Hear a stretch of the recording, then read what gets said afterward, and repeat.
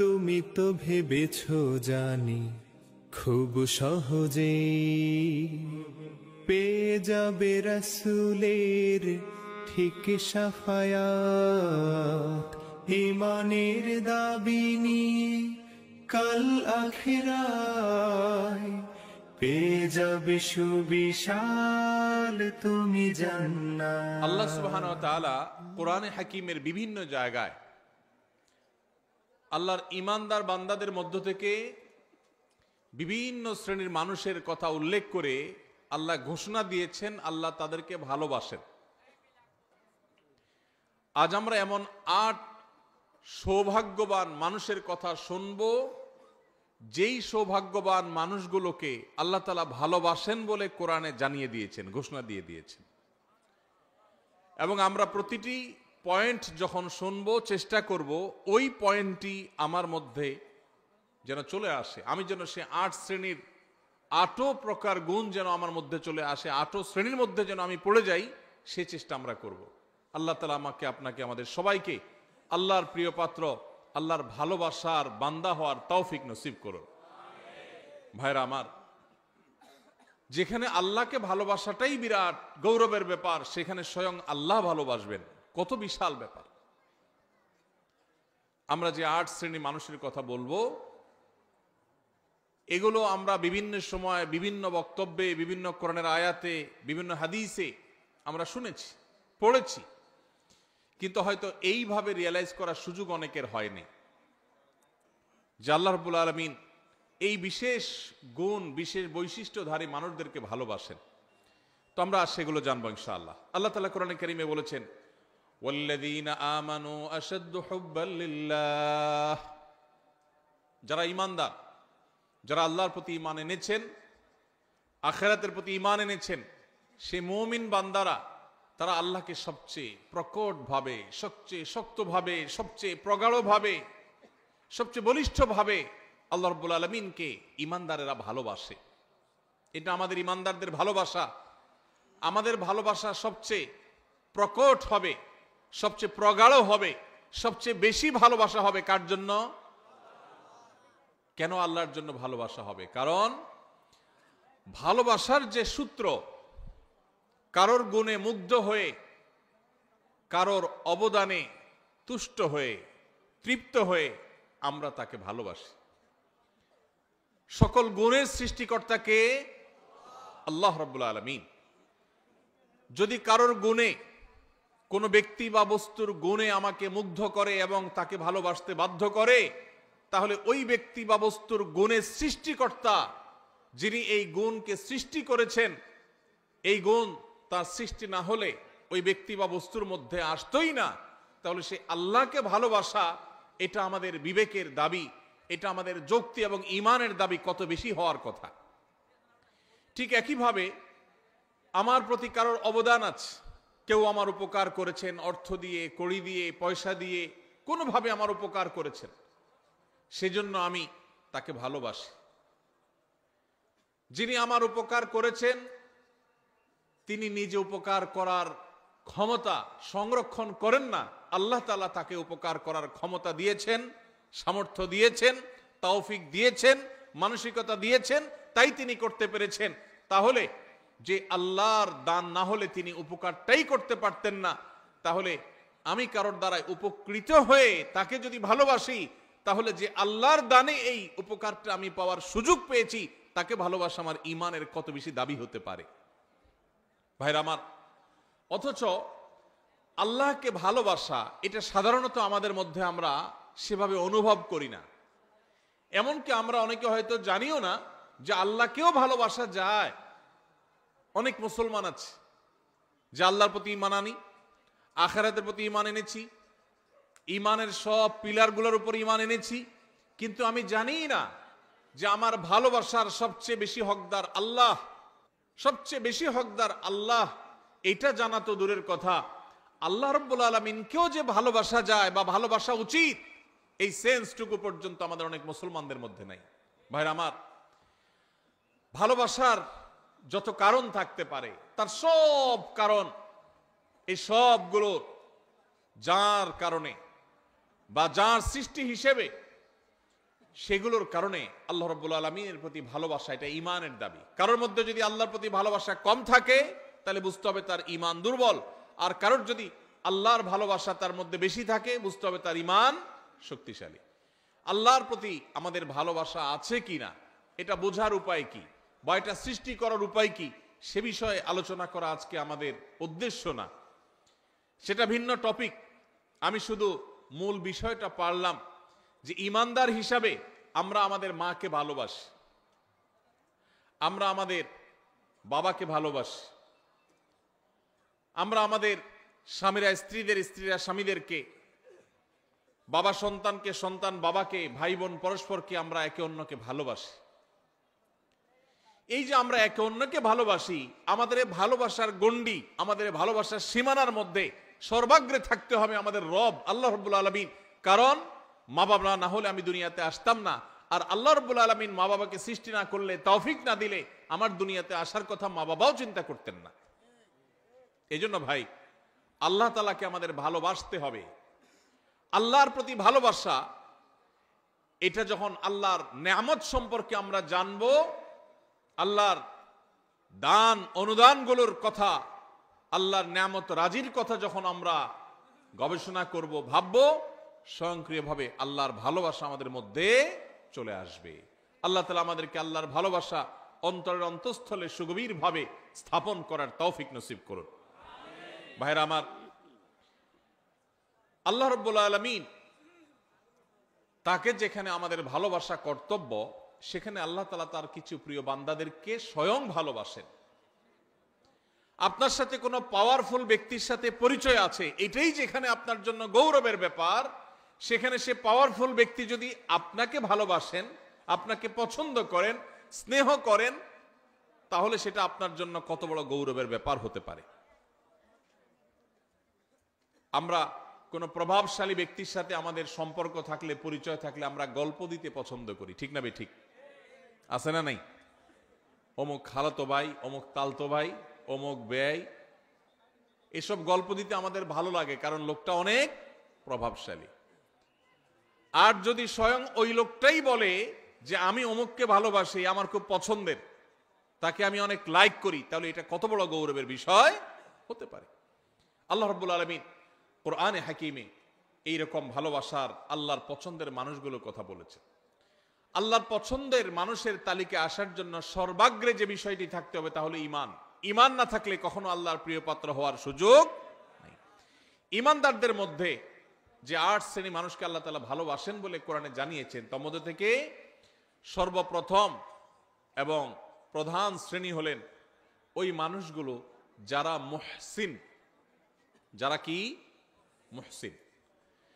মুহসিন শব্দের অর্থ হলো যারা সৎকর্ম করে, ভালো কাজ করে, অন্যের প্রতি অনুগ্রহ করে, ইহসান করে, খুঁটে খুঁটে কোথায় ভালো কাজ আছে সে সেখানে চলে যায়, কোন কাজটা ভালো সে সেই কাজটা করে, কারোর প্রতি অনুগ্রহ করার সুযোগ আসলে সে সেই সুযোগ হাতছাড়া করে না, এই লোকটাকে বলে মুহসিন। আল্লাহ রাব্বুল আলামিন কোরআনে হাকিমের অন্তত 4 জায়গায় এই একই কথা আল্লাহ তাআলা তাঁর ভাষায় তিনি ব্যক্ত করেছেন, প্রকাশ করেছেন। সূরা বাকারা 165 নম্বর আয়াত, সূরা আলে ইমরান 134 নম্বর আয়াত, একইভাবে সূরা আলে ইমরান 148 নম্বর আয়াত, সূরা মায়েদা 93 নম্বর আয়াত। এই 4 জায়গায় আল্লাহ রাব্বুল আলামিন একই কথা বলেছেন। সূরা বাকারা আল্লাহ বলেছেন, ওয়া আহসিনু ইন্নাল্লাহা ইউহিব্বুল মুহসিনিন। ঈমানদারদেরকে আল্লাহ তাআলা নির্দেশ করে বলছেন, তোমরা ভালো কাজ করো, কারণ ভালো কাজ যারা করে, নেকামল যারা করে, সওয়াবের কাজ যারা করে, এই মানুষগুলোকে আল্লাহ তাআলা ভালোবাসেন। সুবহানাল্লাহ। নেকামলকারীদেরকে আল্লাহ তাআলা ভালোবাসেন। ইহসানকারী, যে অন্যের প্রতি অনুগ্রহ করে, মানুষ তো মানুষ, পশু পাখির প্রতিও ইহসান করে, অনুগ্রহ করে, উপকার করে, মানুষের কল্যাণ পৌঁছায়, মানুষের একটা কাজ করে দেয়, পারলে একজনের সহযোগিতা করে দেয়, এই ইহসানকারী মানুষগুলোকে আল্লাহ তাআলা ভালোবাসেন। এই ভালোবাসার কথা আল্লাহ এক জায়গায় না, অন্তত একই কথা 4 জায়গায় আল্লাহ তাআলা রিপিট করেছেন, ওয়াল্লাহু ইউহিব্বুল মুহসিনিন। আল্লাহ রাব্বুল আলামিন ইহসানকারীদেরকে সৎকর্ম সম্পাদনকারীদেরকে, ভালো কাজ খুঁটে খুঁটে যারা করে সেই মানুষদেরকে, আল্লাহ তাআলার বান্দা, এমনকি আল্লাহর যে কোনো সৃষ্টির প্রতি যারা অনুগ্রহ করে, যাদের মনের মধ্যে মায়া আছে, যারা শক্ত হৃদয়ের না, যারা মানুষের প্রতি অবিচার করে না, জুলুম করে না, পারলে অনুগ্রহ করে, মায়া করে, দয়া করে, ভালোবাসে। মানুষ তো মানুষ, আপন তো আপন, এমনকি শত্রুর প্রতিও সে অবিচার করে না, পারলে অনুগ্রহ করে। এই মানুষগুলোকে আল্লাহ তাআলা ভালোবাসেন।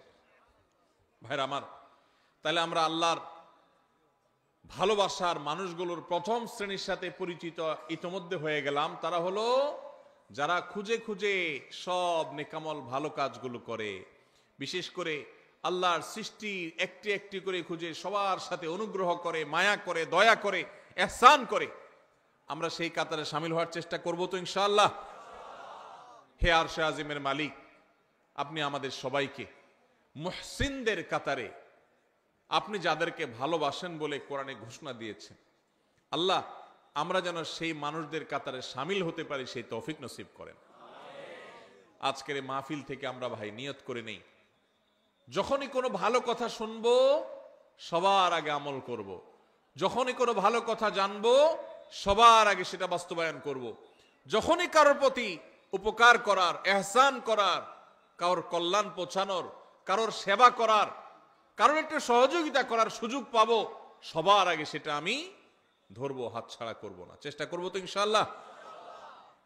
স্বার্থপরতার এই যুগে, স্বার্থান্ধের এই যুগে প্রত্যেকটা মানুষ নিজের স্বার্থ নিয়ে ভাবে, কারোর উপকারের কথা সাধারণত চিন্তা করে না।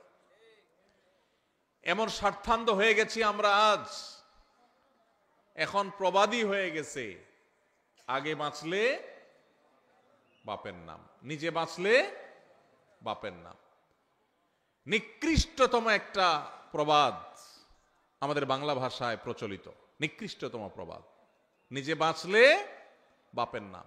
এটা সেলফিশদের প্রবাদ, এটা কোনো মুসলমানের প্রবাদ নয়, এটা কোনো ভালো মানুষের প্রবাদ হতে। নিজে বাঁচলে অর্থাৎ আমারটা ঠিক থাকলে 16 আনা, তারপরে এবার বাপের চিন্তা করব, অন্যের চিন্তা করব। এটা কি ভালো মানুষের কথা না স্বার্থপরের কথা? আমরা সেই সাহাবীদের রুহানি সন্তান, আমরা সেই নবীর উম্মত যেই নবী নিজের চিন্তা পরে করতেন, মানুষের চিন্তা আগে করতেন। আমরা কি নিজের চিন্তা আগে করব না মানুষের চিন্তা আগে করব? যে বলে নিজে আগে বাঁচলে বাপের নাম, নিজে বাঁচলে বাপের নাম, তার এই কথার মধ্য দিয়ে সে মূলত তার স্বার্থপরতার কথার বার্তা দিয়েছে, ইঙ্গিত দিয়েছে। একজন মুসলমান তিনি তার জীবন বিপন্ন করে হলেও, তার জীবন বাজি রেখে হলেও আগে তার বাপকে বাঁচানোর চেষ্টা করবে, ঠিক না বে ঠিক? আপনার জীবন আপনার বাপের জীবন, দুইটার যে কোনো একটা টিকবে আপনি যদি এটা জানেন। আপনি আপনার মা, দুইজনের যে কোনো একজন বাঁচতে পারবেন যদি আপনি জানেন। আপনি যদি নিজেরটা বাঁচানোর চিন্তা করেন, মারটার বাঁচানোর চিন্তা না করেন, আপনি কি সুসন্তান না কুসন্তান? তাহলে বোঝা গেল স্বার্থপর এটা কখনো ভালো মানুষের চরিত্র নয়। একজন ভালো মানুষের চরিত্র হলো তিনি কিভাবে অন্যের উপকার করবেন।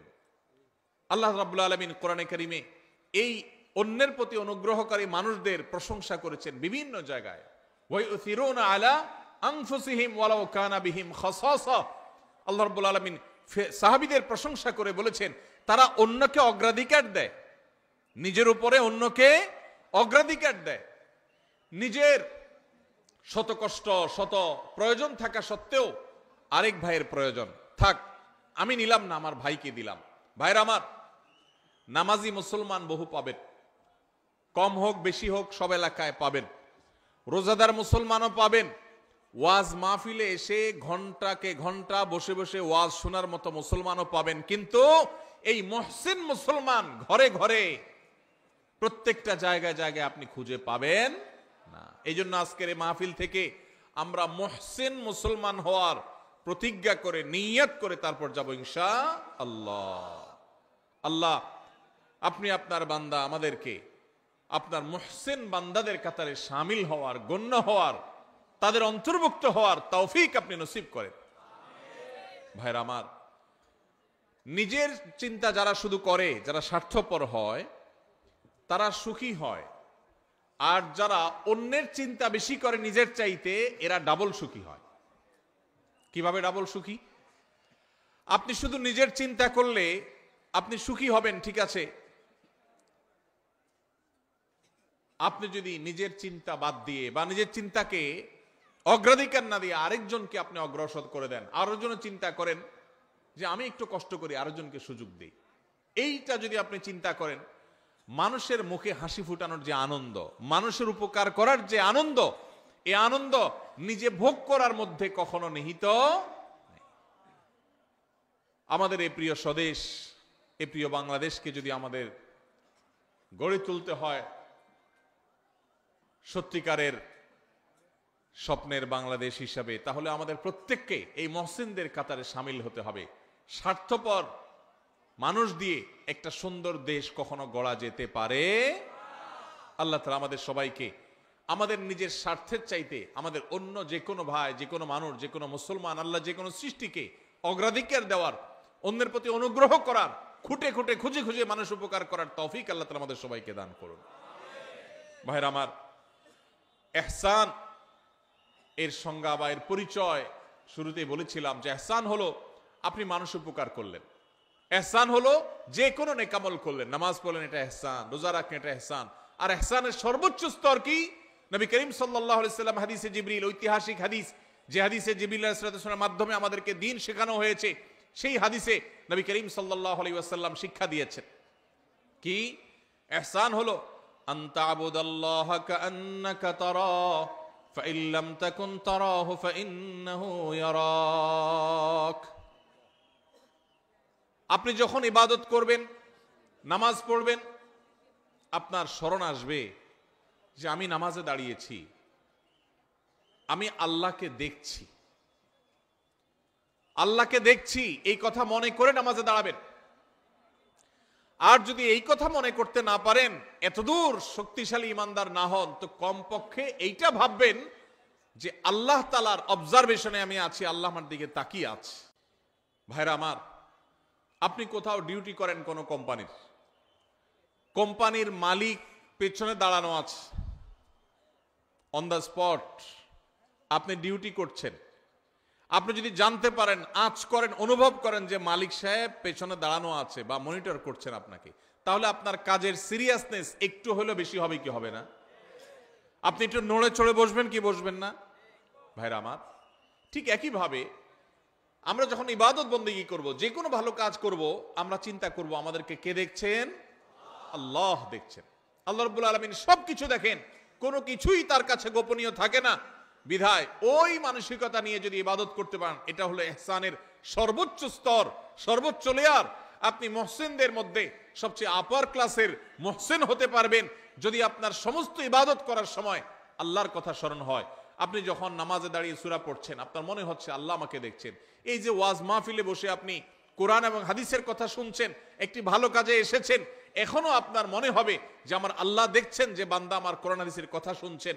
অতএব আমার মনের মধ্যে যেন বাজে চিন্তা না আসে, আমার নিয়তের মধ্যে যেন ভেজাল না ঢুকে, আমি যেন ভুল কিছু না করি। আল্লাহ তাআলা আমাদের সবাইকে এইভাবে আমাদের সমস্ত আমলগুলোকে ইহসানের সর্বোচ্চ স্তর দিয়ে সাজিয়ে মুহসিনদের সবচেয়ে আপার ক্লাসে পৌঁছার তৌফিক নসিব করুন। তাহলে প্রথম প্রকার মানুষ পেয়ে গেলাম যাদেরকে আল্লাহ রাব্বুল আলামিন ভালোবাসেন, তারা হলেন মুহসিন। আল্লাহ রাব্বুল আলামিনের নির্দেশ পালন করতে গিয়ে সকল ভালো কাজে তাদেরকে পাবেন। সব সমাজে এরকম কিছু মানুষ কম হোক বেশি হোক পাবেন, যে খুঁজে খুঁজে দেখবেন যে সব ভালো কাজ করে। মসজিদে সবার আগে, বন্যা হয়েছে ত্রাণ নিয়ে সবার আগে, কেউ বিপদে পড়ছে সবার আগে, রমজানের রোজা সবার আগে, তারাবিতে সবার আগে, যে কোনো ভালো কাজে সবার আগে পাবেন। এরকম মুহসিন মানুষদের মধ্যে আমরা শামিল হতে চাইবো। আল্লাহ আমাদের সবাইকে তৌফিক নসিব করুন। নাম্বার 2, দ্বিতীয় যে শ্রেণীর মানুষকে আল্লাহ তাআলা ভালোবাসেন বলে ঘোষণা দিয়েছেন কোরআনে, এক জায়গায় নয়, একাধিক জায়গায়, অন্তত 3 জায়গায় আল্লাহ তাআলা একই কথার ঘোষণা দিয়েছেন। সেই মানুষগুলো হলেন মুত্তাকিরা। কারা? মুত্তাকিগণ। মুত্তাকিদেরকে আল্লাহ রাব্বুল আলামিন ভালোবাসেন বলে আল্লাহ তাআলা জানিয়ে দিয়েছেন। তাহলে আমরা মুহসিন হওয়ার চেষ্টা করব, আবার একাধারে মুত্তাকি হওয়ারও চেষ্টা করব ইনশাআল্লাহ। মুহসিনের পরিচয় তো আমরা জানলাম, মুত্তাকি কাকে বলে ভাই? মুত্তাকি বলা হয় ওই ব্যক্তিকে, যেই ব্যক্তি আল্লাহর ভয়ের চেতনা, আল্লাহর সামনে তাকে দাঁড়াতে হবে, দুনিয়ার এই জীবন এক সময় শেষ হবে, এই সংসার এক সময় ভাঙবে এবং তাকে আল্লাহর সামনে যেতে হবে, দাঁড়াতে হবে, ওই কথা চিন্তা করে আল্লাহর সব আদেশগুলো মেনে চলে, নিষেধগুলো থেকে বেঁচে থাকে। কেন? একটা সুপ্ত চেতনার ভিত্তিতে। সেই চেতনার নাম হলো তাকওয়ার চেতনা, আল্লাহ ভীতির চেতনা। এই চেতনা তাকে পরিচালিত করে। সে একটা মন্দ কাজ করার সুযোগ পায়, কিন্তু সে করে না। কেন? তার অন্তরে সুপ্ত সেই তাকওয়ার চেতনা তাকে বাধা দেয় যে আল্লাহ না দেখছেন, আল্লাহ না নিষেধ করেছেন, এই কাজ করলে না আল্লাহ জাহান্নামে শাস্তি দিবেন, এই ভয়ে সে কাজ করে না। এর নাম তাকওয়া। যেই চেতনা, যেই শক্তি, যেই সুপ্ত ঈমানের নূর মানুষকে ফজরের সময় কনকনে শীতের দিনে মসজিদে নিয়ে যায়, যেই সুপ্ত চেতনা সুদ এবং ঘুষের কারবার, দুর্নীতি, অপশাসন করার ক্ষমতা থাকা সত্ত্বেও আল্লাহর ভয়ে আল্লাহর সামনে দাঁড়াতে হবে, সেই ভয়ে সেই কথা চিন্তা করে সেই অন্যায় কাজ থেকে বিরত রাখে, ওই চেতনার নাম হলো তাকওয়া। আর ওই চেতনা যার বক্ষে আছে, যার অন্তরে আছে, তার নাম হলো মুত্তাকি। তার নাম হলো কি ভাই? মুত্তাকি। নবী করিম সাল্লাল্লাহু আলাইহি সাল্লামের একজন আদরের সাহাবী অত্যন্ত চমৎকার ভাবে তাকওয়া এবং মুত্তাকির পরিচয় দিয়েছেন। সেটা হলো, একজন মানুষ একটা জায়গায় আছেন, তিনি আরেকটা জায়গায় যাবেন। এই জায়গায় যেতে গিয়ে মাঝখানে একটা জায়গা পড়বে, এখানে সব কাঁটাওয়ালা গাছ, যে গাছের কাঁটা নিচে পড়ে পড়ে পড়ে ভরে গেছে। এই লোকটা যখন এই জায়গাটা পার হবে, ওই কাঁটাওয়ালা জায়গাটা পার হওয়ার সময়, যেহেতু কণ্টকাকীর্ণ জায়গা, চতুর্পাশে কাঁটা আর কাঁটা, তখন এই লোকটা পার হওয়ার সময় খুব সতর্কতার সাথে পার হবে। পা ফেলার সময় যেখানে কাঁটা নাই দেখে ওখানে পা দিবে, আবার কোথায় কাঁটা নাই ওখানে আরেক কদম দিবে, এভাবে সে আগাবে। এত কিছুর পরও যদি কখনো তার পায়ে কাঁটা লেগে যায়, দ্রুততার সাথে সেটা বের করে সামনে আরো বেশি সতর্ক হয়ে সে হাঁটবে। ঠিক একইভাবে দুনিয়াতে আমরা এসেছি, আল্লাহ তাআলা আমাদেরকে এখান থেকে পার করে এই জীবনকে আল্লাহর কাছে নিয়ে যাবেন, আখিরাতে আমরা যাব। এখানে বহু কাঁটা বিছানো আছে ভাই, হারামের কাঁটা, অশ্লীলতার কাঁটা, অন্যায়ের কাঁটা, দুর্নীতির কাঁটা, চুরির কাঁটা, ডাকাতির কাঁটা, মিথ্যা কথা বলার কাঁটা, হাজারো হারাম কাঁটা এখানে বিছানো আছে। ঈমানদার এই কাঁটাগুলো থেকে বাছাই করে করে তিনি পা ফেলবেন। যেখানে মিথ্যা নাই সেখানে আছেন, যেখানে চুরি নাই সেখানে আছেন, যেখানে ডাকাতি নাই সেখানে আছেন, এভাবে করে করে তিনি জীবন পার করবেন। এরপরেও যদি কখনো তার গুনাহ হয়ে যায়, কাঁটা পড়ে যায়, তখন সে কাঁটা ফেলে তওবা করে আবার নতুন করে আরো বেশি সংকল্প করে শক্তিশালী তওবা করে সে সামনে হাঁটবে। এই যে চেতনা, এই যে গুনাহ থেকে বাঁচার চেষ্টা, এটার নাম হলো তাকওয়া। আর এই যে চেষ্টা যারা করে তাদের নাম কি? মুত্তাকি। আল্লাহ রাব্বুল আলামিন কোরআনে কারীমের সূরা তওবার 7 নম্বর আয়াতে তিনি ঘোষণা দিয়েছেন, ইন্নাল্লাহা ইউহিব্বুল মুত্তাকিন। আল্লাহ রাব্বুল আলামিন মুত্তাকিদেরকে ভালোবাসেন, মুত্তাকিদেরকে আল্লাহ তাআলা পছন্দ করেন, যারা হারাম থেকে বাঁচার জন্য এই রকম চেষ্টা করে। ঠিক একইভাবে আল্লাহ তাআলা সূরা আলে ইমরানের 76 নম্বর আয়াতে একই কথা বলেছেন, ফাইন্নাল্লাহা ইউহিব্বুল মুত্তাকিন। আল্লাহ রাব্বুল আলামিন মুত্তাকিদেরকে ভালোবাসেন। ভাইরা আমার, এই একই নির্দেশ আল্লাহ রাব্বুল আলামিন একই কথা একাধিক জায়গায় বলেছেন যে তিনি মুত্তাকিদেরকে ভালোবাসেন। তাহলে আমাদের সমাজে আপনি ডানে বামে খোঁজ করলে দেখবেন কিছু লোক আছে আপনার মসজিদে নামাজ পড়ে, আপনার এলাকায় বসবাস করে, হারামের ধারে কাছে নাই, হারাম দেখলে সে সেখান থেকে চলে যায়, আছে না নাই? যারা যুবক আছেন, কিছু কিছু বন্ধু বান্ধব আছে, দেখবেন যে বন্ধুরা সবাই মিলে কোনো অপকর্ম করবে, সেখানে হয়তো দুই একজন বন্ধু বলে, না দোস্ত আমি এখানে যাব না, আমি এই কাজ করব না, সে সেখানে যাইতে চায় না, আছে না নাই? এটাকে বলা হয় মুত্তাকি। যাদের সুপ্ত চেতনা তাদেরকে আল্লাহর ভয়ে অন্যায় থেকে বিরত রাখে, তার সুযোগ আছে, শক্তি আছে, সামর্থ্য আছে, পার্থিব কোনো কারণে নয়, শুধু আল্লাহ ভীতির চেতনার কারণে সে হারাম থেকে বেঁচে থাকার জন্য সংগ্রাম করে, এই লোকটাকে বলা হয় মুত্তাকি। এই লোকটাকে কোনো সিসি ক্যামেরা দ্বারা মনিটরিং করতে হয় না, তার বক্ষে অবস্থিত তাকওয়ার চেতনাই তাকে মনিটর করে, তাকে পাহারাদারি করে। আল্লাহ রাব্বুল আলামিন আমাদের সবাইকে মুত্তাকিদের কাতারে শামিল হওয়ার তৌফিক নসিব করুন। সবাই মুত্তাকি হওয়ার জন্য চেষ্টা করব তো ইনশাআল্লাহ। ভাইরা আমার, কোরআনে কারীমে আল্লাহ রাব্বুল আলামিন একাধিক জায়গায় বলেছেন ওয়াল আকিবাতু লিত্তাকওয়া। ভাইরে, দুনিয়াতে যার নোট আছে তার পাওয়ার আছে, তার লোক আছে। যার ভোট আছে তারও পাওয়ার আছে, লোক আছে। দুনিয়াতে বহু পাওয়ার নিয়ে মানুষ চলে, গাড়ি বাড়ি আছে। বস্তুবাদের এই পৃথিবী আমাদেরকে এই বার্তা দিয়েছে যে গাড়ি বাড়ি আছে, টাকা পয়সা আছে, সব দিক থেকে আমি উন্নত, তাহলে সেক্ষেত্রে আমি ভালো থাকবো, শেষ হাসি আমার হবে, বা ভালো আমি থাকবো। আল্লাহ কোরআনে বলেছেন ওয়াল আকিবাতু লিত্তাকওয়া। সাময়িকভাবে ভালো কেউ টাকা পয়সা থাকার কারণে থাকতে পারে, কেউ পাওয়ার কারণে থাকতে পারে, কেউ পদের কারণে থাকতে পারে, কেউ নাম যশ খ্যাতির কারণে সামান্য সীমিত সময়ে ভালো থাকতে পারে। তবে মনে রাখবে, আসল ভালো থাকা, চূড়ান্ত ভালো থাকা, অনন্তকালের জন্য ভালো থাকা, সেই ভালো থাকা শুধুমাত্র আল্লাহ রাব্বুল আলামিন রিজার্ভ করে রেখেছেন তাকওয়ার জন্য, তাকওয়াধারী মানুষদের জন্য, মুত্তাকিদের জন্য। এই জন্য পৃথিবীতে হাসবে অনেকেই, টাকাওয়ালারা হাসবে, ক্ষমতাওয়ালারা হাসবে, চেয়ারওয়ালারা হাসবে, জনপ্রিয়তাওয়ালারা হাসবে, চেহারা সুন্দর আলারা হাসবে, তারপরে বিভিন্ন রকমের পাওয়ার হোল্ড করেন তারা হাসবে। বিভিন্ন কিছুর কারণে মানুষ হয়তো হাসি খুশি থাকবে, কিন্তু আসল হাসি, শেষ হাসি, চূড়ান্ত হাসি, যেই হাসির পরে আর কোনো কান্না স্পর্শ করবে না, সেই হাসি হাসবে শুধুমাত্র সেই মানুষগুলো যাদের বক্ষে আল্লাহর ভয়ের চেতনা বা তাকওয়া আছে। একজন মানুষ সারা জীবন হাসি মুখ থাকলেন, সারা জীবন সুখে থাকলেন, কিয়ামতের ময়দানে যদি আল্লাহ রাব্বুল আলামিন তাকে জাহান্নামের পরোয়ানা ঘোষণা করে জাহান্নামী ফেরেশতাদের হাতে সোপর্দ করে দেন, তারা যদি তাকে টানতে টানতে জাহান্নামে নিয়ে যায়, তাহলে তার সারা জীবনের সমস্ত সুখ, সকল সমৃদ্ধি, সকল হাসি খুশি থাকার 2 পয়সার কোনো মূল্য হতে পারে না। আর এর বিপরীতে সারা জীবন কষ্ট করেছে, নিগৃহীত ছিল, মাজলুম ছিল, নিষ্পেষিত ছিল, হাসি খুশি থাকতে পারে নাই।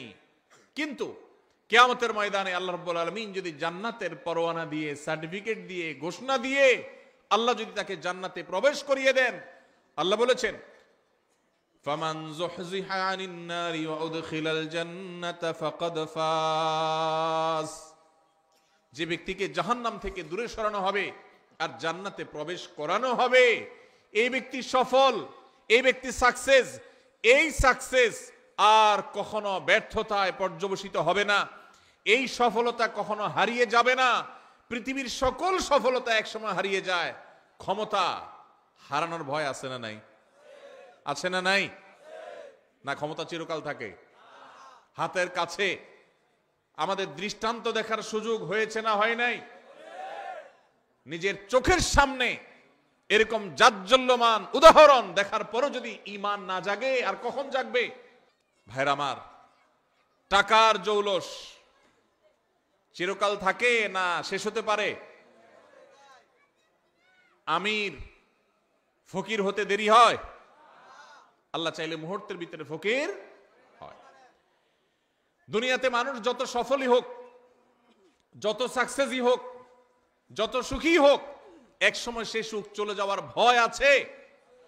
কিন্তু জান্নাতে যদি কেউ একবার প্রবেশ করে যায়, তো আর কখনো কোনো ব্যর্থতা তাকে স্পর্শ করবে। সেই শেষ হাসি সম্পর্কে আল্লাহ বলেছেন ওয়াল আকিবাতু লিত্তাকওয়া। মনে রাখবে, পৃথিবীতে কারোর খেতে ফসলটা ভালো হয়েছে, সে সুখী। কেউ কোনো পাওয়ার পেয়েছে, সে সুখী। কারোর অর্থকড়ি করতে পেরেছে, সে সুখী। কারোর ব্যবসা ভালো করেছে, সে সুখী। ভালো কথা, কিন্তু এই সুখগুলোর কোনোটাই স্থায়ী সুখ নয়, এগুলা ক্ষণস্থায়ী। এগুলো এক সময় হারিয়ে যায়, শেষ হয়ে যায়, আকাশ থেকে পাতালে নেমে যায়। কিন্তু যদি কেউ তাকওয়া অন্তরে ধারণ করে, এই দুনিয়াতে সুখে থাকুক আর দুঃখে থাকুক, শেষ হাসি চূড়ান্ত খুশি আল্লাহ তাআলা তাকেই দিবে। আল্লাহ তাআলা আমাদের সবাইকে সে মুত্তাকিদের কাতারে শামিল হওয়ার তৌফিক নসিব করুন, বলুন আমিন। ভাইরা আমার, তাহলে মুত্তাকি হওয়ার চেষ্টা করতে হবে। মুত্তাকি হওয়ার জন্য কি করব আমরা? মুত্তাকি হওয়ার জন্য বেশি কিছু না ভাই, সকল হারাম থেকে বেঁচে থাকতে হবে, সকল অন্যায় থেকে বেঁচে থাকতে হবে, সকল গুনাহ থেকে বেঁচে থাকতে হবে, আল্লাহর সমস্ত আদেশ নিষেধ মেনে চলতে হবে। চেষ্টা করব তো আমরা ইনশাআল্লাহ। আল্লাহ তাআলা আমাদের সবাইকে আল্লাহর সমস্ত আদেশ নিষেধগুলো মেনে চলার তৌফিক নসিব করুন। আল্লাহ আল্লাহ আপনি আমাদেরকে মুত্তাকিদের কাতারে শামিল করে দিন। আল্লাহ আপনি আমাদের অন্তরে তাকওয়া ঢেলে দিন। আল্লাহ তাকওয়া আমাদের অন্তরে স্থির করে দিন। আমাদেরকে যেন আপনার তাকওয়ার শক্তি যেন পরিচালিত করে, তাকওয়ার প্রভাবে যেন আমরা প্রভাবিত হই, আমরা যেন মুত্তাকিদের ইমাম হতে পারি। আল্লাহর কাছে দোয়া করব তো ইনশাআল্লাহ। তাহলে দ্বিতীয় শ্রেণীর মানুষ পাইলাম। আপনার সমাজে আপনার আশেপাশে যদি দেখেন এমন মানুষ, আল্লাহর ভয়ে তারা হারামের কাছে যায় না, আল্লাহর ভয়ে তারা হালাল ছাড়ে না, ফরজ কাম ছাড়ে না, ওয়াজিব কাম ছাড়ে না, এইরকম মানুষ যদি খুঁজে পান তাহলে বুঝে নিবেন এই লোকটা সেই মানুষ যাকে আল্লাহ ভালোবাসেন, এবং আপনিও চেষ্টা করবেন সেই কাতারে যাওয়ার। আল্লাহ আমাকে তৌফিক দান করুক। আমি আপনাদের কাছে দোয়া চাই, আল্লাহ যেন শুধু নামকা ওয়াস্তে মুসলমান না রাখেন। আমরা সবাই নিজেকে মুসলমান দাবি করি, সোকল বা নামকা ওয়াস্তে মুসলমান হয়তো আমরা সবাই আছি কম বেশি, কিন্তু মুত্তাকি মুসলমান খুব বেশি নাই ভাই। হারামও করে আবার মুসলমান, এই লোক মুত্তাকি না। মুত্তাকি সে যে আল্লাহ নিষেধ করেছেন এটা জানার পর সকল লোভ থাকা সত্ত্বেও, সকল আকর্ষণ থাকা সত্ত্বেও সে সেখান থেকে নিজেকে বিরত রাখে। কোন যুবক কোন মেয়ের সাথে হারাম রিলেশন, হারাম সম্পর্ক এটা সে করে না আল্লাহর ভয়ে, এর নাম তাকওয়া। মাদকের ব্যবসা করে লাল হওয়ার সুযোগ আছে কিন্তু করে না আল্লাহর ভয়ে, এর নাম তাকওয়া। ফজরের সময় আরামের ঘুম ঘুমানো যায়, কিন্তু আরামের ঘুম ছেড়ে কনকনে শীতের মধ্যে ওযু করে ঠান্ডা পানি দিয়ে নামাজ পড়তে যায়, এর নাম তাকওয়া। আল্লাহ আমাদের সবাইকে সেই তাকওয়া আমাদের অন্তরে ধারণ করার তৌফিক নসিব করুন। তাহলে আল্লাহ যাদেরকে ভালোবাসেন তাদের মধ্যে দ্বিতীয় প্রকার হলেন মুত্তাকিরা। নাম্বার 3, তৃতীয় প্রকার মানুষ যাদেরকে আল্লাহ ভালোবাসেন তারা হলেন সেই মানুষেরা যাদের মধ্যে ন্যায় বিচার আছে, যারা ইনসাফ করে, যারা মানুষের প্রতি অবিচার করে না, যারা ন্যায়নিষ্ঠ আচরণ করে, অন্যায় অবিচার করে না। কোরআনে কারিমে যে 2-3টি নির্দেশ সবচেয়ে বেশি সংখ্যকবার আল্লাহ তাআলা দিয়েছেন, বারবার দিয়েছেন, বিভিন্ন জায়গায় দিয়েছেন, সেই কয়েকটা নির্দেশের মধ্য থেকে একটা হলো এই নির্দেশটা যেন একজন মানুষ তিনি যেন ইনসাফ করে চলেন, তার জীবনে যেন ন্যায় বিচার থাকে, তার মধ্যে যেন জুলুমের মানসিকতা না থাকে, অবিচার করার মানসিকতা যেন না থাকে। আপনারা হয়তো অনেকে বলবেন এটা আবার আমাদের সাথে খুব বেশি প্রাসঙ্গিক কিভাবে?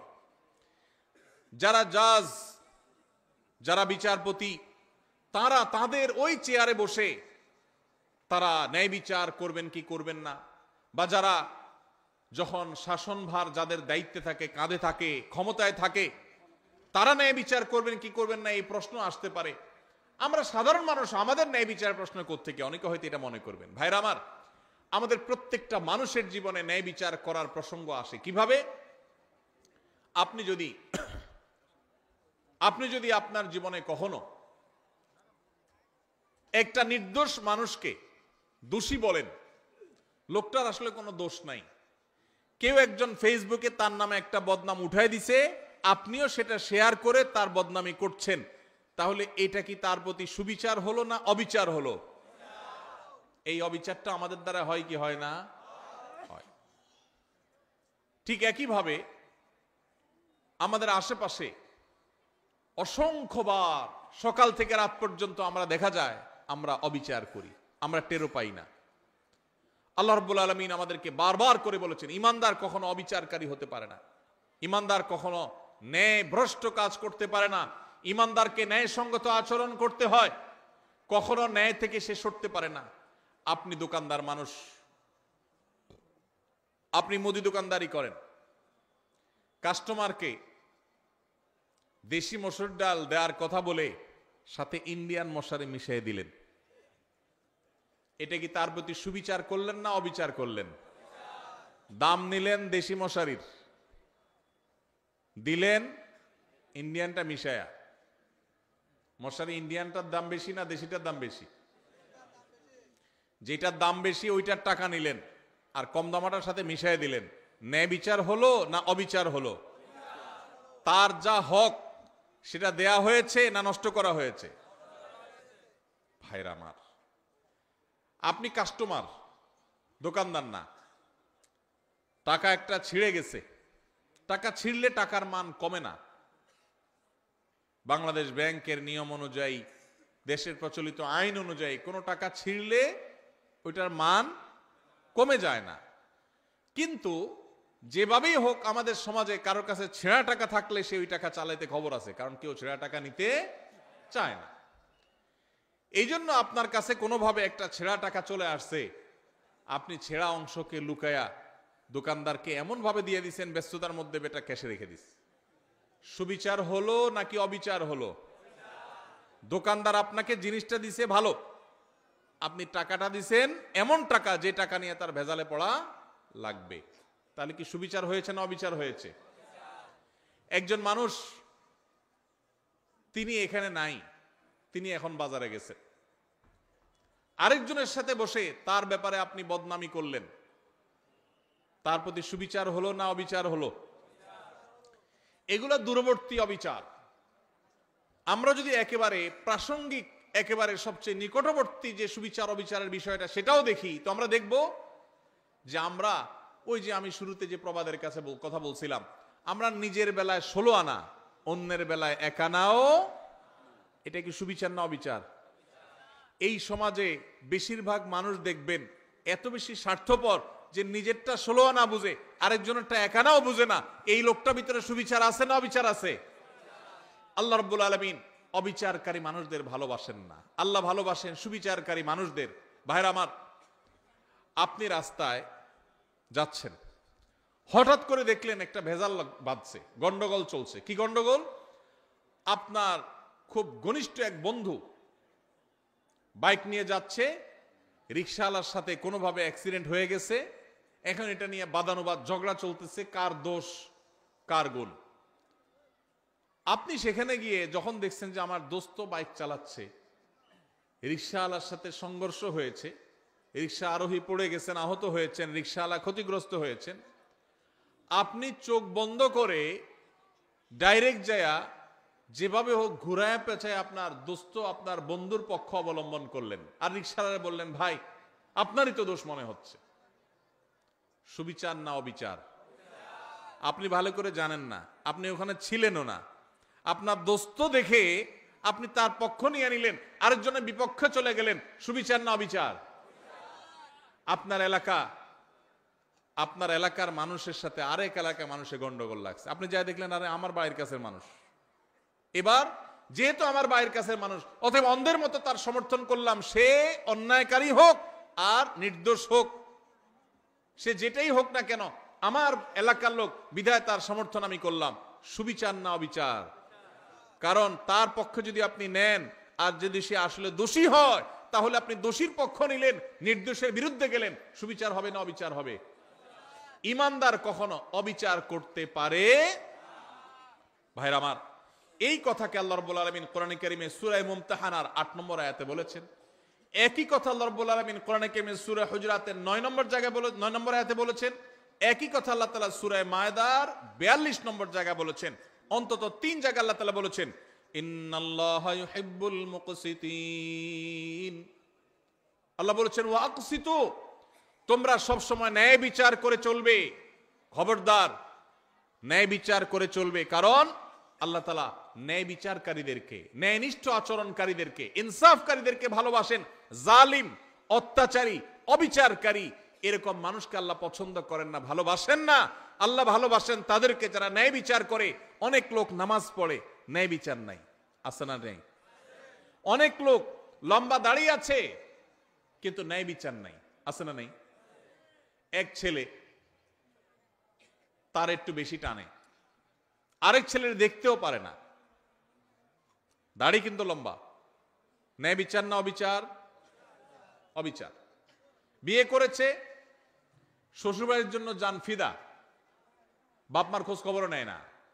ন্যায় বিচার না অবিচার? অবিচার। ইমানদার সব সময় কার কতটুকু হক, আমার বাবা তার হক এতটুকু আমি দিয়ে দিব, এতে যদি আমার শ্বশুর বাড়ি নাখোশ হয় হোক, এমনকি আমার শ্বশুর বাড়ির যতটুকু হক ততটুকু আদায় করতে গেলে যদি বাপের বাড়ি নাখোশ হয় হোক, আমি কোনোদিন অবিচার করব না। যার যা পাওনা সেটা আমি পাই পাই করে বুঝিয়ে দিব, এর নাম সুবিচার। ইমানদার সবসময় সুবিচারকারী হবে।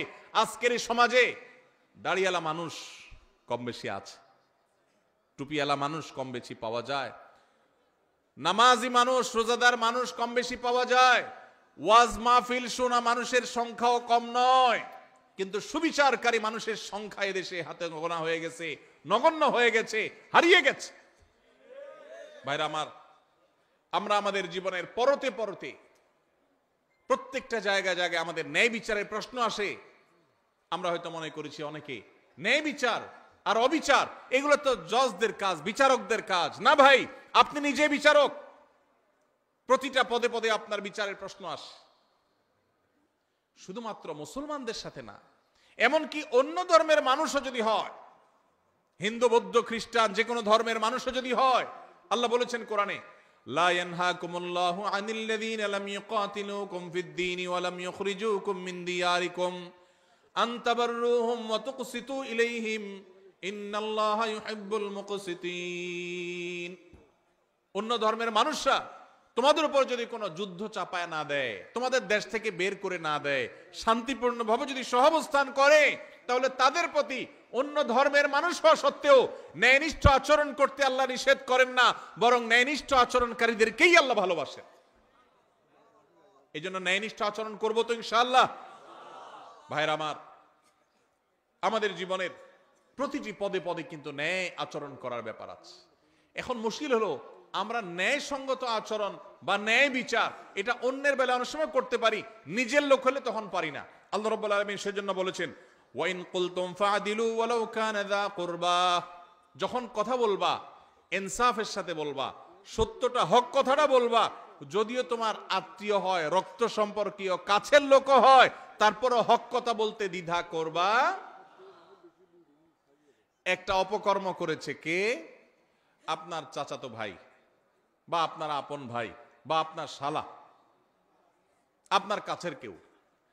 আপনার এখন মুখে একেবারে কুলুপ, মুখে তালা, আপনি কিচ্ছু দেখেন নাই, কারণ আকামটা করছে কে? কাছের লোক। এটা কি সুবিচার না অবিচার? অবিচার। আমার বাবাও যদি অন্যায় করেন, আর যদি এখানে আমার সাক্ষ্য দেওয়ার প্রশ্ন আসে, একজন মুকসিত যাকে আল্লাহ ভালোবাসেন, সেই সৌভাগ্যবান মানুষ, সেই ইমানদার, তিনি তার বাবার বিরুদ্ধে সাক্ষ্য দিবেন, তারপরেও তিনি অবিচার করবেন না। সহজ কথা না ভাই? ওয়াজ করা অনেক সহজ, এই বিষয়টা আমল করা এত সহজ না। আল্লাহ রাব্বুল আলামিন কোরআনে কারীমে সেজন্য বলেছেন, ওয়ালা ইয়াজরিমান্নাকুম শানাআনু কওমিন আল্লা তা'দিলু ই'দিলু হুয়া আকরাবু লিত-তাকওয়া। তোমার সাথে কারোর শত্রুতা আছে, কারোর শত্রুতা আছে, যেহেতু শত্রুতা আছে সেই জন্য ওই বেটা কোনো কারণে ফেসে গেছে। তুমি জানো যে লোকটার আসলে দোষ নাই, কিন্তু যেহেতু শত্রু, অতএব এই চান্সে সে যেহেতু ফেসে গেছে, পারলে ধরে আরো তার ডুবাই দাও। এই আচরণটা আমাদের সমাজে আছে না নাই?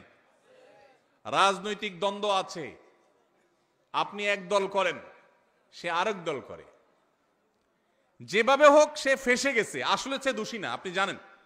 দোষী হলে তো ভিন্ন কথা, মনে করেন সে দোষী না, এটা আপনি জানেন, যেহেতু তার সাথে আপনার রাজনৈতিক দ্বন্দ্ব আছে এবং সে ফেসে গেছে, তার নামে একটা বদনাম উঠে গেছে, তাহলে এবার এই চান্সে আপনিও ঢোল পিটাইয়া তার বদনামে আরো বাড়ায় দিলেন।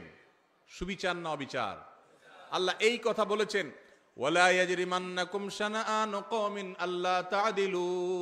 খবরদার, কারোর সাথে তোমার শত্রুতা থাকতে পারে, ভিন্ন মত থাকতে পারে, ভিন্ন চিন্তা থাকতে পারে, মতবিরোধ থাকতে পারে, মতপার্থক্য থাকতে পারে, তোমার সাথে যত শত শত্রুতা থাকুক না কেন, শত্রুতার কারণে তার প্রতি জুলুম যেন না হয়। হক কথা শত্রুর পক্ষেও যদি যায়, সেটা বলতে তোমার দ্বিধা করা যাবে না। আর যদি হক কথা বলতে গিয়ে নিজের কাছের লোক বেজার হয়, সেটা বলতেও দ্বিধা করা যাবে না। কোনো অবস্থাতে অবিচার করা যাবে আল্লাহ রাব্বুল আলামিন সে মানুষদেরকে ভালোবাসেন যারা অবিচার করে না। ভাইরা আমার, এই ব্যাধিটা আমাদের সমাজে সবচেয়ে প্রকট আকার ধারণ করেছে। শহরে গ্রামে সর্বত্র আপনি দেখবেন যে মানুষটার সবই ভালো, কিন্তু তার বিবেক বিবেচনা অনুযায়ী সে কাজ করে না। তার চোখের সামনে একটা অঘটন ঘটেছে, সে দেখেছে, কিন্তু সে না দেখার ভান করে আছে।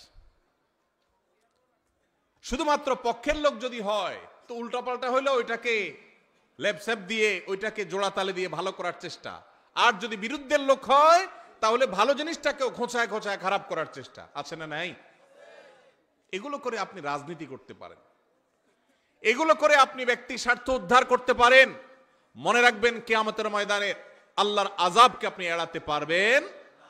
এই জন্য যদি মুসলমান হতে হয়, যদি মুকসিত হতে হয়, যদি আল্লাহর প্রিয় বান্দা হতে হয়, তাহলে অবিচার ছাড়তে হবে, ন্যায় বিচার আনতে হবে নিজের জীবনে, নিজের চিন্তায়, নিজের আচরণে, নিজের কথায়, নিজের কাজে। আমার কথা দিয়ে কারোর প্রতি যেন অবিচার না হয়। চেষ্টা করবো তো ইনশাআল্লাহ, আমাদের মুখ দিয়ে, আমাদের জবান দিয়ে কারোর প্রতি কোনো অবিচার যেন না হয়, কোনো অবস্থাতেই না। আল্লাহ আমাকে, আপনাকে, আমাদের সবাইকে এই আমলটি করার মধ্য দিয়েও আল্লাহর প্রিয় বান্দা যাদেরকে স্বয়ং আল্লাহ ভালোবাসেন। যত সহজে বলে ফেলছি, বিষয়টা তো সহজ না। আরে ভাই, আল্লাহকে ভালোবাসাটাই তো অনেক বড় ব্যাপার, গৌরবের ব্যাপার যে আপনি আল্লাহকে ভালোবাসেন। রাষ্ট্রের সর্বোচ্চ চেয়ারে মানুষ, তার সাথে আপনার সম্পর্ক আছে, আসা যাওয়া আছে, এইটুকুই তো আপনার গৌরবের জন্য যথেষ্ট। আর সেখানে সেই লোক নিজে আপনাকে ভালোবাসেন, এটা যদি তিনি জানায় দেন যে আমি কক্সবাজার জেলার উখিয়ার অমুক গ্রামের অমুককে আমি ভালোবাসি, পছন্দ করি, সে আমার বন্ধু, বেস্ট ফ্রেন্ড, এটা যদি রাষ্ট্রের সর্বোচ্চ ব্যক্তি বলে, পাবলিকলি ডিক্লেয়ার করে, আপনার গর্বের কোনো শেষ থাকবে? সেখানে স্বয়ং আল্লাহ রাব্বুল আলামিন, কোন রাষ্ট্রের প্রধান না, এই সকল সৃষ্টি জগতের মহান সৃষ্টিকর্তা যিনি, তিনি নিজে ঘোষণা দিয়েছেন যাদের মধ্যে ইনসাফ আছে, যাদের মধ্যে ন্যায় বিচার আছে, যারা অন্যায় করে না, জুলুম করে না, নিজের প্রতিও না, শত্রুর প্রতিও না, অমুসলমানের প্রতিও না, কারোর প্রতি না, ন্যায় এবং ইনসাফের ক্ষেত্রে তারা এক চুলে দিক সেদিক হয় না। কে নাখোশ হলো আর কে খুশি হলো, তার দল থাকলো কি থাকলো না, তার পছন্দের লোকজন তাকে ভালোবাসলো কি বাসলো না, এসব দেখা দেখি নাই। সৎ এবং সত্য কথা সে ঠিকই বলে, ইনসাফ ঠিকই করে, জুলুম কারোর প্রতি করে না। এই মানুষকে স্বয়ং আরশের মালিক, স্বয়ং রাজাদিরাজ, সকল সৃষ্টি জগতের সৃষ্টিকর্তা মহান আল্লাহ রাব্বুল আলামিন স্বয়ং ভালোবাসেন। আল্লাহ তাআলা আমাদের সবাইকে সেই সৌভাগ্যবান মানুষদের কাতারে শামিল হওয়ার তৌফিক দান করুন। তাহলে তিনটা শ্রেণী পেয়ে গেলাম। প্রথম শ্রেণী ছিল কি? মুহসিন, যারা খুঁটে খুঁটে সব ভালো কাজগুলো করে, মানুষ উপকার করে, ইহসান করে। আর দ্বিতীয় হলেন মুত্তাকি, যাদের মধ্যে আল্লাহর ভয়ের চেতনা আছে, সেজন্য সে আল্লাহর ফরজ নির্দেশ ছাড়া থাকতে পারে না, আর আল্লাহর হারামের ধারে কাছেও যায় না। আর 3 নম্বর হলেন ইনসাফকারী, মুকসিত, যাদেরকে বলেছেন আল্লাহ। আল্লাহর ভাষা যারা মুকসিত, সে ইনসাফকারী, ন্যায় নিষ্ঠ আচরণকারী, কখনো অবিচার করে না, দোস্ত হোক আর যেই হোক। আল্লাহ তাআলা আমাদের সবাইকে এদের কাতারে শামিল হওয়ার তৌফিক দান করুন। নাম্বার 4 নম্বর হলো যারা তওবা করে। যারা কি করে ভাই? তওবা করে। আল্লাহু আকবার। আমাদের সবারই জীবনে ভুল ত্রুটি হয়, হয় কি হয় না বলেন? গুনাহমুক্ত কে কে আছেন এখানে? আছেন কেউ? সবারই আমাদের গুনাহ হয়। নবী সাল্লাল্লাহু আলাইহি ওয়াসাল্লাম এই কথাই বলেছেন, কুল্লু বনি আদম খাত্তা ওয়া খায়রুল খাত্তাইনা আত-তাওয়াবুন। সকল আদম সন্তানই কম বেশি অপরাধী, আমাদের সবারই কম বেশি দোষ আছে। কিছু লোক আছে সমাজে, দেখবেন সে কোনো দোষ খুঁজে পায় না। আছে না নাই? নিজের কোনো দোষ খুঁজে পায় না। বিপদ আপদ হলে বলে কি, আমার কেন এগুলা হলো, আমি বুঝলাম না, কি অন্যায়টা করলাম, আমি কি অন্যায় করছি, উনি খুঁজে পায় না। নিজের অন্যায় খুঁজে না পাওয়াটাই তো সবচেয়ে বড় অন্যায়, ঠিক না? ঠিক। মানুষ যার পরতে পরতে ভুল হয়, এটা ভুল হয়, ওইটা ভুল হয়, মানুষ, সে মানুষ যদি নিজের ভুলের কথাই সে আঁচ করতে না পারে, এটাই তো সবচেয়ে বড় অন্যায়। অনেক লোক আছে দেখবেন বিড়ি বা সিগারেটের ধোঁয়া ছাড়তে ছাড়তে বলে, ভাই জানেন আমার এই জীবনে আমি কোনোদিন কারোর কোনো ক্ষতি করিনি। ছাড়তেছে কিসের ধোঁয়া? সিগারেটের ধোঁয়া। উপকার করতেছে না ক্ষতি করতেছে? ধোঁয়া ছাড়তে ছাড়তে বলে, জানেন ভাই এই জীবনে কোনোদিন কারোর কোনো ক্ষতি করি নাই। স্টিল সে ক্ষতি করতেছে, কিন্তু তার সে খবর। তো অনেক লোক এমন আছেন যে নিজের পাপ অপরাধ খুঁজে পায় না, বলে যে এত বিপদ আমার কেন, কি অন্যায়টা করলাম আমি, কি অন্যায় করছে উনি। ভাইরা আমার, আমাদের অজান্তে কত ভুল হয় বলেন। ধরেন আপনি নামাজে দাঁড়াইছেন, ইবাদত করতেছেন, আপনার জামাটা হয়তো কোনো কারণে একটু গন্ধ হয়ে গেছে, আপনি জানেনও না, হতে পারে না কোন এক সাইডে কোনো গন্ধ কিছু লাগছে বা কিছু, আপনার পাশের মুসল্লির কষ্ট হচ্ছে, অন্যায় না ন্যায় এটা? আপনি হয়তো টেরো পান নাই, হইতে পারে কি পারে না বলেন? আপনি হয়তো বাজারে গেছেন, পাবলিক বাসে উঠছেন, খুব চাপাচাপি ভিড়ের মধ্যে উঠছেন, এই চাপের মধ্যে একটু জোর করে উঠতে গিয়া হয়তো কেউ কষ্ট পেয়েছে, আপনি টেরো পান নাই, হতে পারে কি পারে না? হতে পারে না এরকম? আপনি হাঁটছেন, আপনার পায়ের নিচে হয়তো পিপিলিকা পড়ে মারা গেছে। পিপিলিকা আপনাকে কষ্ট দিলে নিধন করা জায়েজ আছে, তাকে মারা না জায়েজ না, কিন্তু কোনো প্রয়োজন ছাড়া, কোনো কারণ ছাড়া আল্লাহর কোনো প্রাণীকে অহেতুক হত্যা করা, এটা আপনার জন্য ইসলাম আপনি সেটা করতে বলে নাই। কিন্তু আপনার অজান্তে আপনার পায়ের নিচে পড়ে এরকম বহু প্রাণী হয়তো মারা গেছে, তাকে মারার কোনো কারণ হয়তো নাই, সে আপনার কোনো উপদ্রব করছে না, আপনি রাস্তা দিয়ে হেঁটে যাচ্ছেন, কিন্তু আপনার অজান্তে কাজটা হয়ে গেছে, হতে পারে কি পারে না? এরকম অন্তত কয়েক হাজার দৃষ্টান্ত এখানে বসে দেওয়া যাবে, খুঁটে খুঁটে বের করা যাবে, বড় তালিকা করা যাবে, যে আমাদের অজান্তেও আমাদের অনেক ভুল হয়। তাহলে কোনো মানুষ যদি বলে আমি আবার কি ভুল করলাম, আমার অন্যায়টা কি হলো, আমি অন্যায়টা কি করলাম, তাহলে এটাই হলো তার সবচাইতে বড় অন্যায়। আমার অপরাধটা কি, এই কথা যে বলে সে সবচেয়ে বড় অপরাধী। আল্লাহর কাছে বান্দা সব সময় তার অপরাধ বোধের কথা স্মরণ করবে। আমার অজান্তে কত অপরাধ হয়ে যাচ্ছে, জ্ঞাতসারে কত অপরাধ হয়ে যাচ্ছে। এই যে আমি কথা বলছি, এই কথাটা যে মাপে হওয়া দরকার একটু বেশি মাপে হয়ে যাচ্ছে, হতে পারে এটাও একরকমের সীমা লঙ্ঘন। আপনি আপনার বাবার সামনে মায়ের সামনে কথা বলছেন, বাবা মা নিজস্ব লোক, ঘরের লোক, সবচেয়ে আপন মানুষ, একটু জোরে বলে ফেলছেন, অন্যায় হয়ে যেতে পারে, তাদের মনে কষ্ট হতে পারে, তারা এটাকে মাইন্ডে নিতে পারেন, তাহলে এটা একটা অপরাধ হতে পারে, অথচ আপনার খবরই নেই যে আপনি অন্যায় করেছেন। এরকম অজস্র অপরাধ হয়। এজন্য ইমানদার সবসময় তওবা করবে। আমাদের প্রিয় নবী সাল্লাল্লাহু আলাইহি সাল্লামের প্রিয় একটা আমল ছিল নিয়মিত তওবা করা। আপনি মিডল ইস্টে গেলে দেখবেন আরাবিয়ানরা, বিশেষ করে সৌদি নাগরিকরা, কোনো ডাক্তারের ওয়েটিং রুমে বা কোনো পাবলিক প্লেসে, কোনো অপেক্ষার জায়গায় তারা এরকম লিখে রাখে ইমলা আওকাতাল ইন্তেজার বিল ইস্তিগফার, অর্থাৎ ওয়েটিং এর সময়টাকে আল্লাহর কাছে ইস্তিগফার করে কাটান। ভাইরা আমার, এই জন্য নবী সাল্লাল্লাহু আলাইহি সাল্লাম নিয়মিত প্রতিদিন ইস্তিগফার করতেন, কমপক্ষে 70 বার, সম্ভব হলে আরো বেশি সংখ্যক বার আমরা ইস্তিগফার করার চেষ্টা করব। আল্লাহ আমাদের সবাইকে তৌফিক দান করুন। ইস্তিগফারের চেতনা হলো আল্লাহর কাছে নিজের অপরাধের কথা স্মরণ করে ক্ষমা চাওয়া, যে আল্লাহ আপনি মাফ করে দেন, আল্লাহ আমি আর গুনাহ করব না, আল্লাহ আমার অজান্তে ভুল হতে পারে, জ্ঞাতসারে ভুল হতে পারে, আল্লাহর কাছে মাপ চাওয়া। আল্লাহর কাছে মাপ চাওয়ার একটা মজা আছে ভাই। মানুষের কাছে মাপ চাইলে আপনার মনটা দেখবেন খারাপ হয়ে গেছে, একজনের কাছে আপনার ছোট হওয়া লাগছে, সে আপনার বলছে এখন মাপ চাবে, জোর করে আপনার মাপ চাওয়াইছে, আপনার কাছে ভালো লাগবে না খারাপ লাগবে? যে কোনো মানুষের কাছে, কারোর কাছে কেউ মাপ চাইতে ভালো লাগে না। কিন্তু আপনি আল্লাহর কাছে একটু মাপ চেয়ে দেখেন, চোখের পানি ফেলে, আল্লাহ আমার ভুল হয়েছে, আপনি মাফ করে দেন, আল্লাহ আপনি আমাকে মাগফিরাত নসিব করেন। আপনি যদি আল্লাহর কাছে মাপ চান, চোখের পানি ফেলেন, আল্লাহর শপথ, পৃথিবীর বহু সুখ, বহু তৃপ্তির চাইতে বেশি তৃপ্তিদায়ক হবে আল্লাহর কাছে মাপ চাওয়ার মুহূর্তগুলো। সালহাতু সাঙ্গেবুদি দিল খারাস আজমুদে এক জামানা খাকেবাস। পাথর হয়ে তো বহুকাল ছিলে ভাই, একটু আল্লাহর কাছে চোখের পানি ফেলে একটু দোয়া করে কেঁদে কেটে দেখো, আল্লাহ আপনি আমাকে মাফ করে দেন, আল্লাহ কত ভুল করেছি আপনি ক্ষমা করে দেন। এই ক্ষমা চাওয়ার মধ্যে যে তৃপ্তি আছে, পৃথিবীর বহু ভোগের মধ্যে সেই তৃপ্তি নাই। এই জন্য আল্লাহ ভালোবাসেন সেই মানুষগুলোকে যারা তওবা করে। তওবা কি? তওবা হলো রুট চেঞ্জ, রাস্তা পরিবর্তন। আপনি যাচ্ছেন জাহান্নামের দিকে, আপনি সেটা চেঞ্জ করে জান্নাতের রুটে উঠে গেলেন। ভুল পথে চলছিলেন, সেটা ছেড়ে এখন সঠিক পথে চলে আসছেন, এটার নাম কি ভাই? তওবা। নামাজ পড়তাম না, এখন নামাজ শুরু করেছি। খারাপ বন্ধুর সাথে চলতাম, এখন আর চলি না, ভালো বন্ধুর সাথে চলি। অন্য মেয়েদেরকে টিজ করতো যে বন্ধুরা, তাদের সাথে আড্ডা দিতাম, এখন আর সেদিকে যায় না। আল্লাহর ভয়, আল্লাহর সামনে দাঁড়াতে হবে, আল্লাহ শাস্তি দিবেন, পাকড়াও করবেন, ছাড় দিবেন না, সেই ভয়ে আমি সেই জায়গা থেকে সরে আসছি, এখন ভালো বন্ধুর সাথে চলি। এর নাম তওবা। তওবা শুধু মুখে আস্তাগফিরুল্লাহ ওয়া আতুবু ইলাইহি বলার নাম নয়, তওবা একটা আচরণের নাম, তওবা একটা স্বভাবের নাম, তওবা একটা অ্যাটিটিউডের নাম, তওবা একটা অ্যাপ্রোচের নাম।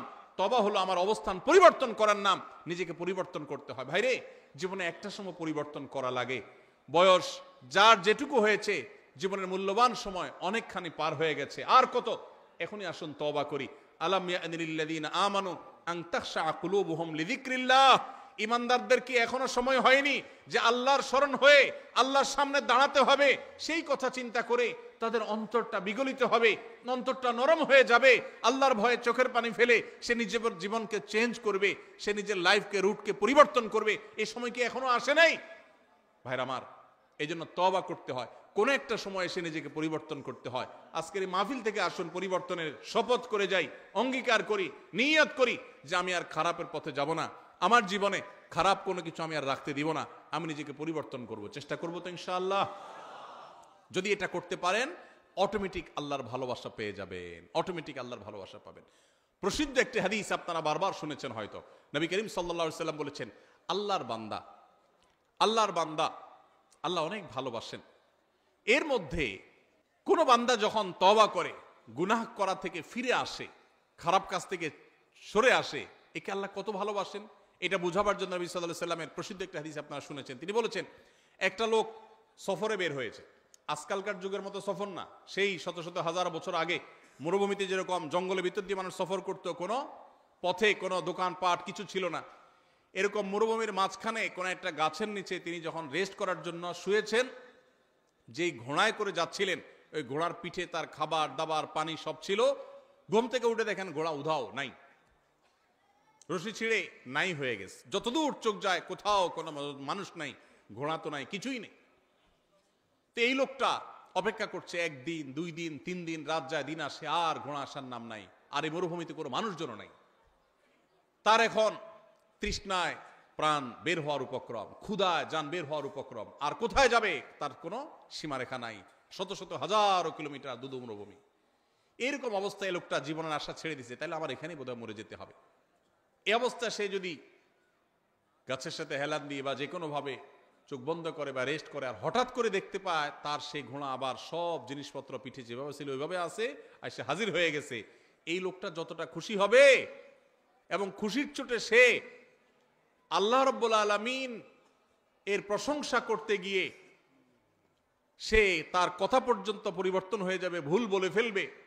এই লোকটা যেরকম আনন্দে আত্মহারা হয়ে যাবে, আল্লাহ তাআলার কোন বান্দা যখন তার জীবনকে পরিবর্তন করার সিদ্ধান্ত নেয় যে আমি আর খারাপ বন্ধুর সাথে চলবো না, খারাপ পথে চলবো না, কারোর কষ্ট দিব না, গুনাহের পথে যাব না, বেনামাজি থাকবো না, সে যখন রুট চেঞ্জ করার সিদ্ধান্ত নেয়, তওবা করে, খারাপ পথ থেকে ভালো পথে ফিরে আসে, স্বয়ং আল্লাহ রাব্বুল আলামিন ঠিক একইভাবে তার এই তওবার কারণে আল্লাহ তাআলা খুশি হয়ে যান, আনন্দিত হন, তার প্রতি আল্লাহ তাআলা সন্তুষ্ট হয়ে যান।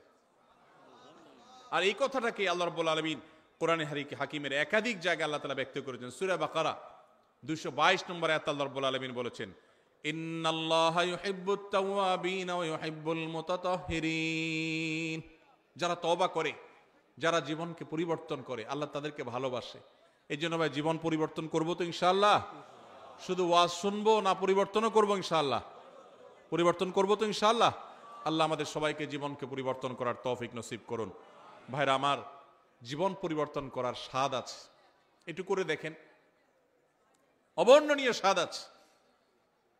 গুনাহের স্বাদ বহু পেয়েছেন, গুনাহ ছাড়ারও স্বাদ আছে ভাই। মা বাবার অবাধ্য হয়েছেন, হঠাৎ করে আল্লাহর ভয়ে বিগলিত হয়ে যে আল্লাহর সামনে দাঁড়াতে হবে, শাস্তির মুখোমুখি হইতে হবে, এই জন্য মা বাবার কাছে যে করজোড় করে, বাবা মাফ করে দেন, আর অন্যায় করবো না, বহু অপরাধ করেছি, এর একটা স্বাদ আছে ভাই। শয়তান আমাদেরকে জীবন চেঞ্জ করতে দেয় না, কিন্তু আপনি জীবন চেঞ্জ করে দেখেন, আপনার রুট চেঞ্জ করে দেখেন, তওবা করে দেখেন, অসম্ভব রকমের তৃপ্তি পাবেন, ঈমানি স্বাদ পাবেন। আল্লাহ তাআলা আমাদের সবাইকে তওবাকারীদের কাতারে শামিল হওয়ার তৌফিক নসিব করুন। ভাইরা আমার, ঠিক একইভাবে সূরা তওবার 108 নম্বর আয়াতেও আল্লাহ রাব্বুল আলামিন যাদেরকে ভালোবাসেন তাদের কথা বলেছেন। তাহলে এই আয়াত থেকে সূরা তওবা, সূরা বাকারার 222 নম্বর আয়াত থেকে আমরা জানলাম আল্লাহ তাআলা তওবাকারীকে ভালোবাসেন। এই জন্য তওবা করবো তো ইনশাআল্লাহ। তাহলে আল্লাহর ভালোবাসার চতুর্থ শ্রেণীর মানুষের পরিচয় পেলাম, তারা হলেন তওবাকারীরা। তারা কারা? তওবাকারীরা। আস্তাগফিরুল্লাহ ওয়া আতুবু ইলাইহি, আল্লাহর কাছে ক্ষমা চাই, আল্লাহর কাছেই ফিরে যাই, আল্লাহর কাছেই ফিরে আসছি, আল্লাহর দিকেই প্রত্যাবর্তন করছি, শয়তানের দিকে গেছিলাম আবার সরে আসছি, এর নাম তওবা। গুনাহ করছিলাম, গুনাহ ছেড়ে আল্লাহর বাধ্যতাগত হয়ে গেলাম, এর নাম তওবা। চেষ্টা করবো তো ইনশাআল্লাহ। ভাইরা আমার, আত্তাইবু মিনাজ যামবি কামান লা যামবা লাহ। যুবক ভাইরা আমার, জীবনে অনেক অপরাধ হয়ে গেছে, মোবাইলে অনেক হারাম জিনিস দেখেছেন, অনেক অপকর্ম করে ফেলেছেন, অনেক গুনাহ হয়ে গেছে, অনেক অন্যায় হয়ে গেছে। সুসংবাদ হলো, যদি তওবা করার ডিসিশন নেন, সিদ্ধান্ত নেন যে না আমি জীবনকে পরিবর্তন করব, আল্লাহ রাব্বুল আলামিন এত দয়ালু, এত মায়ালু, এত আরহামুর রাহিমিন যে বান্দা যদি তওবা করার সিদ্ধান্ত গ্রহণ করে, আপনার আমার মালিকের ঘোষণা আছে। নবী সাল্লাল্লাহু আলাইহি সাল্লাম বলেছেন, আত্তাইবু মিনাজ যামবি কামান লা যামবা লাহ। কেউ যদি পাপাচার করার পর ফিরে আসে, তওবা করে, জীবন পরিবর্তন করার সংকল্প করে, সিদ্ধান্ত নেয়, কামান লা যামবা লাহ, তার আগের পাপগুলো আল্লাহ তাআলা এমন ভাবে মাফ করে দেন যেন তার আমল নামাতে, প্রোফাইলে কিছুই ছিল না, সব ক্লিন, পরিষ্কার হয়ে যায়, পুরা ডিলেট হয়ে যায়, রিসেট হয়ে যায়। আল্লাহ তাআলা তার সমস্ত গুনাহ মাফ করে দেন যদি সে সমস্ত গুনাহ থেকে তওবা করতে পারে। তওবা করবো তো ইনশাআল্লাহ। ভাইরে, যেদিন নাকের ডগার নিঃশ্বাস শেষ হয়ে যাবে, চোখের সামনে জাহান্নাম দেখা যাবে, সেদিন তওবার জিগির তুলবেন, অনন্তকাল তওবা করবেন, 2 পয়সার লাভ হবে না। এখনো নিঃশ্বাস আছে নাকের ডগায়, এখনো শ্বাস প্রশ্বাস প্রবাহিত হয়। অতএব এখনই সময় তওবা করার, এখনই সময় তওবা করার। তওবার জন্য কোনো বয়সের প্রয়োজন হয় না। আমরা মনে করি বুড়া বয়সে তওবা করতে হয়, না ভাই, যৌবন বয়সেই তওবা করতে হয়। আল্লাহ আমাদেরকে আল্লাহর তওবাকারী বান্দাদের কাতারে শামিল হওয়ার তৌফিক দান করুন। তাহলে 4 নম্বর, যাদেরকে আল্লাহ ভালোবাসেন তারা হলেন কারা? তওবাকারীরা। নাম্বার 5, উত্তম রূপে পবিত্রতা অর্জনকারী। এদেরকে আল্লাহ তাআলা ভালোবাসেন, যারা খুব ভালোভাবে পবিত্রতা অর্জন করে। ভালোভাবে পবিত্রতা অর্জন করা বলতে, আপনি যখন অজু করবেন, অজুটা সুন্দর করে করবেন। অজু সুন্দর করে করার মানে এই না যে পানি 3 বালতি খরচ করা। কম পানিতে ভালো করে অজু করতে পারা, এটাই হলো একজন আদর্শ ইমানদারের বৈশিষ্ট্য। আমাদের সমাজে দেখবেন আমরা টেপে অজু করি, তো কত পানি আমাদের খরচ হয় আমরা জানিও না। বড় একটা বালতি রেখে টেপে অজু করে একদিন, এরপর তাকায় দেখবেন হয় বালতি ফুল হয়ে গেছে না ফুল হওয়ার কাছাকাছি হয়ে গেছে, এত পানি লেগেছে। অথচ আমাদের প্রিয় নবী সাল্লাল্লাহু আলাইহি সাল্লাম অজু করতেন 1 গ্লাস পানি দিয়ে, সামান্য একটু পানি দিয়ে তার অজু কমপ্লিট হয়ে যেত। আর আমাদের অজু করতে 1 বালতি পানি যায়। এই যে যারা মনে করেন যে আমি কি এমন অপরাধ করলাম, আপনার লাগবে 1 গ্লাস, আপনি লাগাইছেন 1 বালতি, অপরাধ না? অপরাধ না? অপচয় হলো কি হলো না? খবরও নেই। আধুনিক বিশ্বে আমাদের অজান্তে এরকম হাজারো অপরাধ হচ্ছে, করছি ইবাদত, অজু হচ্ছে অপচয়ের গুনাহ। জবাবদিহিতা আছে। এখন বলবেন তাহলে কি করব? টেপে অজু করা ছেড়ে দিব? ভালো হয় যদি টেপে অজু না করতে পারেন, বদনাতে, মগে, অন্য কিছুতে করতে পারেন, সবচেয়ে ভালো হয়। নাই সেই সুযোগ তো টেপে করেন, কিন্তু সতর্ক থাকেন যেন অতিরিক্ত পানি খরচ না হয়। ব্রাশ করছেন আর এদিকে টেপ ছেড়ে দিয়ে রাখছেন, পড়তে আছে, হ্যাঁ, হাত ডলতেছেন, পাও ডলতেছেন, আর দিকে টেপ ছেড়ে দিয়ে আছে। একটু কষ্ট করে টেপটা বন্ধ করে নিয়ে ডলেন, সেটুকু করছেন না। অজু করি আবার সাথে পানি অপচয় করি। বেশিরভাগ মানুষ, শতকরা হয়তো 99 জন মানুষ আমরা অজু করি সাথে অপচয় করি। কজন আছেন এখানে বলতে পারবেন যে আলহামদুলিল্লাহ আমি এ ব্যাপারে সচেতন? আমরা সচেতন থাকবো তো ইনশাআল্লাহ। তো আমি যেটা বলতেছিলাম সেটা হলো, অজু করতে গিয়ে পানি বেশি খরচ করার নাম উত্তম রূপে পবিত্রতা নয়। উত্তম রূপে পবিত্রতার মানে হলো, এই যে শীতের দিন আসছে, আসরের অজু দিয়ে কে কে এসা পড়তে পারেন? হাত তোলেন দেখি। মাশাআল্লাহ, দেখছেন? আসরেরও যদি এশা পড়তে পারা, এটা কি খুব বেশি বেটাগিরি? হ্যাঁ হ্যাঁ, আলহামদুলিল্লাহ কিছু মানুষ সুস্থ, এটা তাদের সুস্থতার আলামত, কিছু মানুষের জন্য এটা পজিটিভ, কিন্তু বেশিরভাগ ক্ষেত্রে এটা 2 নম্বরই। সবার ক্ষেত্রে বলি না, কিন্তু বেশিরভাগ ক্ষেত্রে কিরকম, বিশেষ করে শীতের সময় আসরেরও যদি এশা পর্যন্ত চালানোর মানে হলো অজু যায় যায় ভাব, কিন্তু অজু ছাড়ে না, ধরে রাখে, আছে না নাই? টেনে টুনে আর আধা ঘন্টা আছে, এশাটা পার করতে পারলে জান বাঁচে, আছে না নাই? এই প্রবণতাটা কি ভালো না খারাপ? এটা স্বাস্থ্যের জন্য খারাপ, ইবাদতের জন্য খারাপ। নবী করিম সাল্লাল্লাহু আলাইহি সাল্লাম বলেছেন, আলা আদুল্লুকুম আলা মা ইয়ামহুল্লাহু বিল খাতায়া ওয়া ইয়ারফাউ বিহি দারাজাত।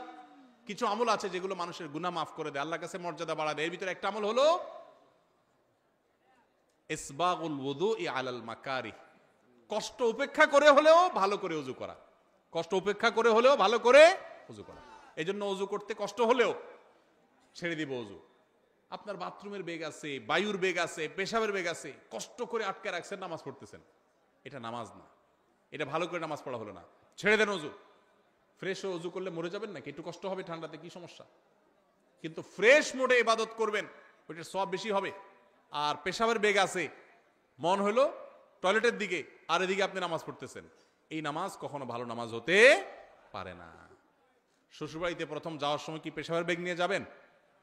সব ফ্রেশ ট্রেশ করে তারপরে বাহাদুরের মতো ঢুকার চেষ্টা করবেন। তো আল্লাহর দরবারে দাঁড়ানোর সময় কিভাবে পেশাবের বেগ নিয়ে নামাজ দাঁড়ান? ছেড়ে দেন ওযু।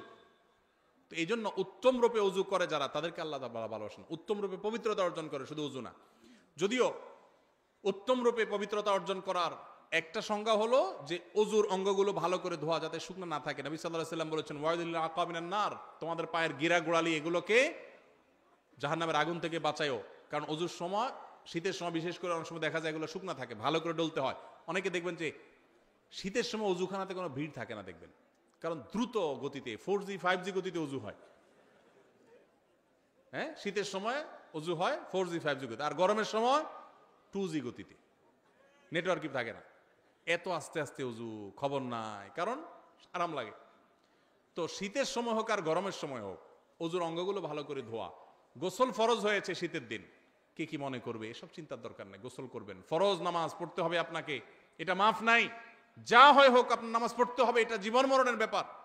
অতএব উত্তম রূপে পবিত্রতা অর্জন করতে হবে। ফরজ গোসল যখন করবেন, আগে নাপাকগুলো ভালো করে ধুয়ে পরিষ্কার করে, কাপড়ের নাপাক পরিষ্কার করে, এরপরে পুরো শরীরের নাপাক পরিষ্কার করে ভালো করে ধোবেন, ভালো করে গড়গড়া করে কুলি করবেন। এটা হলো উত্তম রূপে পবিত্রতা অর্জন করা। আল্লাহ রাব্বুল আলামিন কোরআনে হাকিমে প্রশংসা করেছেন কাদের? প্রশংসা করেছেন সূরা তাওবার 108 নম্বর আয়াতে ওই সমস্ত মানুষদের যারা উত্তম রূপে পবিত্রতা অর্জন করে। আল্লাহ বলেছেন, আল্লাহু ইউহিব্বুল মুত্তাহিরিন। মসজিদে কুবা, মদিনার এই এলাকার মানুষদের প্রশংসা করে আল্লাহ বলেছেন, ফিহি রিজালুন ইউহিব্বুনা আন ইয়াতাতাহারু। এই এলাকার কিছু মানুষ আছে, এরা খুব ভালো করে পবিত্রতা হইতে পছন্দ করে, আর আল্লাহ তাআলা ভালো করে পবিত্র হওয়া মানুষদের ভালোবাসেন। এখানে ভালো করে পবিত্রতা হওয়ার অনেকগুলো তাফসীর এবং ব্যাখ্যার মধ্যে একটা হলো যে আরবের মানুষরা পানি মরুভূমিতে খুব বেশি পাওয়া যেত না, তারা অনেকে ঢিলা কুলুক ব্যবহার করে ক্ষান্ত হতো, আর কুবার মানুষেরা তারা ঢিলা কুলুক ব্যবহার করতো আর পানিও ব্যবহার করতো, অর্থাৎ ভালোভাবে পবিত্রতা অর্জন করত। এটা আমাদের মুসলমানদের একটা সৌন্দর্য, আমরা উত্তম রূপে পবিত্রতা অর্জন করা শিখেছি আলহামদুলিল্লাহ। পৃথিবীর অনেক দেশে মানুষ আছে তারা ওয়াশরুম সেরে পানি ব্যবহার করে না, আছে না? নাই, আছে। তো যাই হোক, অজু হোক আর গোসল হোক, উত্তম রূপে যারা পবিত্রতা অর্জন করে এদেরকে আল্লাহ তাআলা ভালোবাসেন। এটা 5 নম্বর। নাম্বার 6, ধৈর্যশীলকে আল্লাহ তাআলা ভালোবাসেন। কাদেরকে আল্লাহ ভালোবাসেন? ধৈর্যশীলদেরকে আল্লাহ তাআলা ভালোবাসেন। আল্লাহ রাব্বুল আলামিন কোরআনে হাকিমে ধৈর্যশীলদের ভালোবাসা সম্পর্কে বলেছেন সূরা আলে ইমরান 146 নম্বর আয়াতে, ওয়াল্লাহু ইউহিব্বুস সাবিরিন। আল্লাহ তাআলা ধৈর্যশীলদেরকে ভালোবাসেন। ধৈর্য ধরা কি সহজ কাজ না কঠিন কাজ? বড় কঠিন কাজ। সুবহানাল্লাহ, আলহামদুলিল্লাহ বলা সহজ, কোরআন তেলাওয়াত পড়াও, এমনকি দান সদকা করো, ধৈর্য ধরাটা, চান্দি যখন গরম হয়ে যায়, মাথা যখন রক্ত উঠে যায়, তারপরও ঠান্ডা মাথায় পরিস্থিতি সামাল দেওয়া, এর নাম সবর। এর নাম কি? সবর।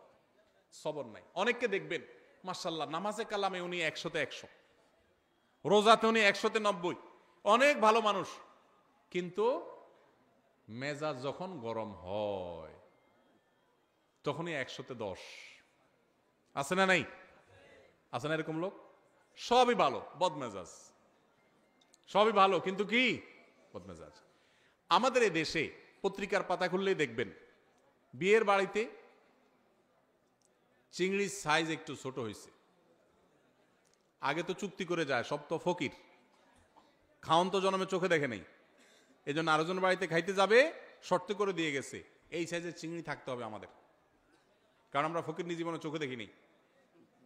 বিয়ে যে যাইতে যারা শর্ত দিয়ে যায় এরা হলো এই জাতের লোক, বুঝতে পারছেন? তো সাইজ একটু বেশ কম হয়ে গেছে, কথা কাটাকাটি হয়েছে, মারামারি হয়ে গেছে, ওখানে বিয়ে তো ভাঙছে পারলে একজন শহীদ হয়ে গেছে, জাহান্নামে গেছে। যদি মারামারিতে লিপ্ত হয়ে মরে তাহলে ওইটাও জাহান্নামে যাওয়ার কথা, আল্লাহু আলাম, ব্যক্তি বিশেষের জন্য ফায়সালা না। যাই হোক, তো ধৈর্য এটা হারায় গেছে আমাদের সমাজ থেকে। সামান্য চুন থেকে নুন খসছে, তালাক হয়ে গেছে, ধৈর্য নাই। সব আমল আছে এই সমাজে কম বেশি, সবরটা উঠে গেছে, ধৈর্যটা উঠে গেছে।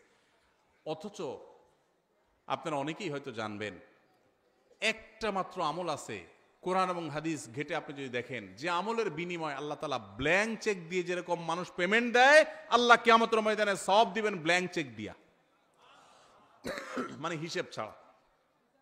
আল্লাহ বলেছেন ইন্নামা ইউওয়াফাস সাবিরুনা আজরাহুম বিগাইরি হিসাব, যারা সবরকারী হবে, ধৈর্যশীল হবে, এদের বিনিময় দেওয়ার সময় ধৈর্য তুমি কতটা করেছ, কত ডিগ্রির করেছ, এইসব মাপজোপ দেখবেন না।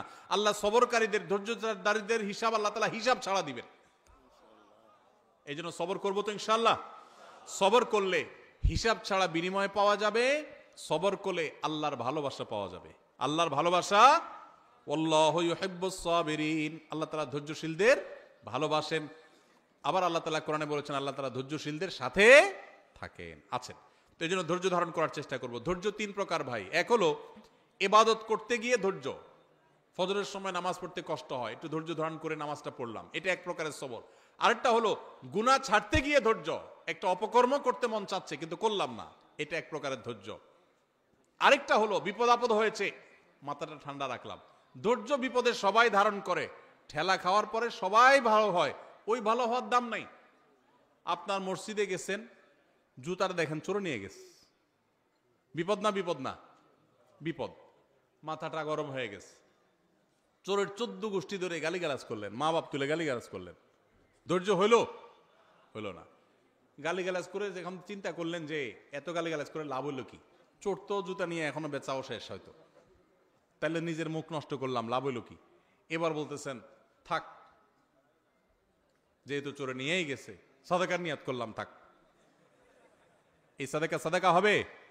নবী সাল্লাল্লাহু আলাইহি সাল্লাম বলেছেন ইন্নামাস সাবরু ইনদা সাদমাতিল উলা, বিপদ যখন আসবে প্রথম ধাক্কার সময় টিকে থাকা, হজম করে ফেলা, ধৈর্য ধারণ করা, এটাই হলো সবর। এটা হলো কি সবর, ওইটাই ধারণ করতে হবে। চেষ্টা করব তো ইনশাআল্লাহ। তাহলে ধৈর্য ধারণ করব ভাই। ধৈর্য ধারণ করতে পারলে ধৈর্যের ফল সব সময় ভালো হয়, কখনো খারাপ হয়। ধৈর্য ধারণ করে পৃথিবীতে মানুষ ক্ষতিগ্রস্ত হয় না, বাহ্যিকভাবে ক্ষতিগ্রস্ত হলেও আল্লাহর কাছ থেকে অফুরন্ত সওয়াব পায়। এই জন্য কখনো মাথা গরম করে সবর বা ধৈর্যহীন হব না। চেষ্টা করব তো ইনশাআল্লাহ। যদি এই একটা আমল সাথে নিয়ে যেতে পারেন, সবর করবেন। আমল করতে গিয়ে কষ্ট হয়, সবর করলেন। পাপ ছাড়তে গিয়ে কষ্ট হয়, সবাই পাপ করে মজা করে, আমি করলাম না, কষ্ট হয়। বিপদ আসছে, মাথা রক্ত উঠে, কিন্তু নিজেকে সামলাই নিলাম, কষ্ট হয়। এই কষ্টগুলো যদি হজম করতে পারেন তো মনে রাখবেন ধৈর্যশীলদের জন্যই আল্লাহ তাআলা জান্নাত দান করবেন। আস-সাবরু জাযাউহু আল জান্নাহ, সবরের বিনিময়ে আল্লাহ তাআলা জান্নাত দিবেন। আল্লাহ আমাদের সবাইকে সবরকারীদের কাতারে শামিল হওয়ার তৌফিক নসিব করুন। সবাই চেষ্টা করব তো ইনশাআল্লাহ। সবর আসার জন্য সবরকারী মানুষদের দেখবেন, কিছু মানুষ দেখবেন চরম পরিস্থিতিতেও মাথা ঠান্ডা রাখতে পারে। এই মানুষটার সাথে সাথে থাকবেন, তার সোহবতে যাবেন, তার সান্নিধ্যে সংস্রবে যাবেন, এর সোহবত থেকে আপনার ভিতরে এই গুণটা আসবে ইনশাআল্লাহ। তাহলে 6 নম্বর হলো যাদেরকে আল্লাহ ভালোবাসেন তারা হলেন ধৈর্যশীল সবরকারী।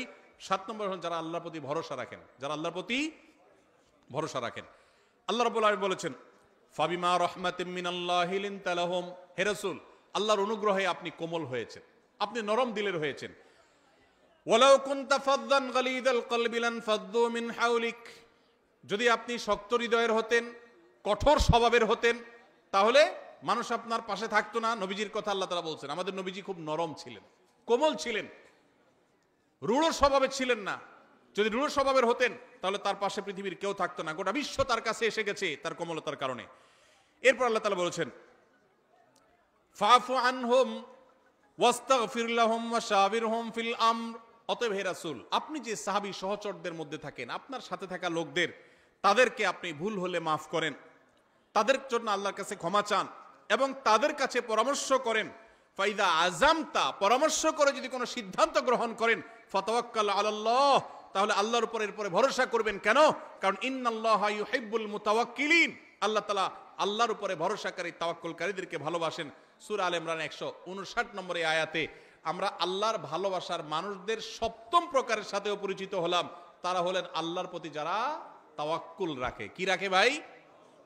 আল্লাহর প্রতি ভরসা রাখে। আল্লাহর প্রতি কি রাখে? ভরসা রাখে। আল্লাহর ভরসার মানে তো বুঝি আমরা না, কি? যেই কোনো কাজ করার মালিক একমাত্র কে? অতএব আমি শত চেষ্টা করব, আমার মামু খালু আছে, হাই হ্যালো আছে, যাই থাকুক, কিন্তু আমার ভরসা থাকতে হবে কার উপরে? যে হবে সেটাই যেটা আল্লাহ ফয়সালা করেন। আল্লাহ ফয়সালা না করলে বহু মামু খালু থেকে কিছু হবে। আবার একইভাবে আমার জীবনে যত বিপদ আসুক, আমি বাহ্যিকভাবে দেখছি যে আমার চোখে ধোঁয়া ছাড়া কিছু নেই, আমার দেয়ালে পিঠ ঠেকে গেছে, তারপরও আমার ভরসা থাকবে কার উপরে? আল্লাহর উপরে। আল্লাহর উপরে ভরসা থাকবে যে আল্লাহ আমাকে দেখবেন। হাসবি আল্লাহ, যে কোনো বিপদে পড়বেন হাসবি আল্লাহ, মানে আল্লাহ আমার জন্য যথেষ্ট। এটা তাওয়াক্কুলের আলামত।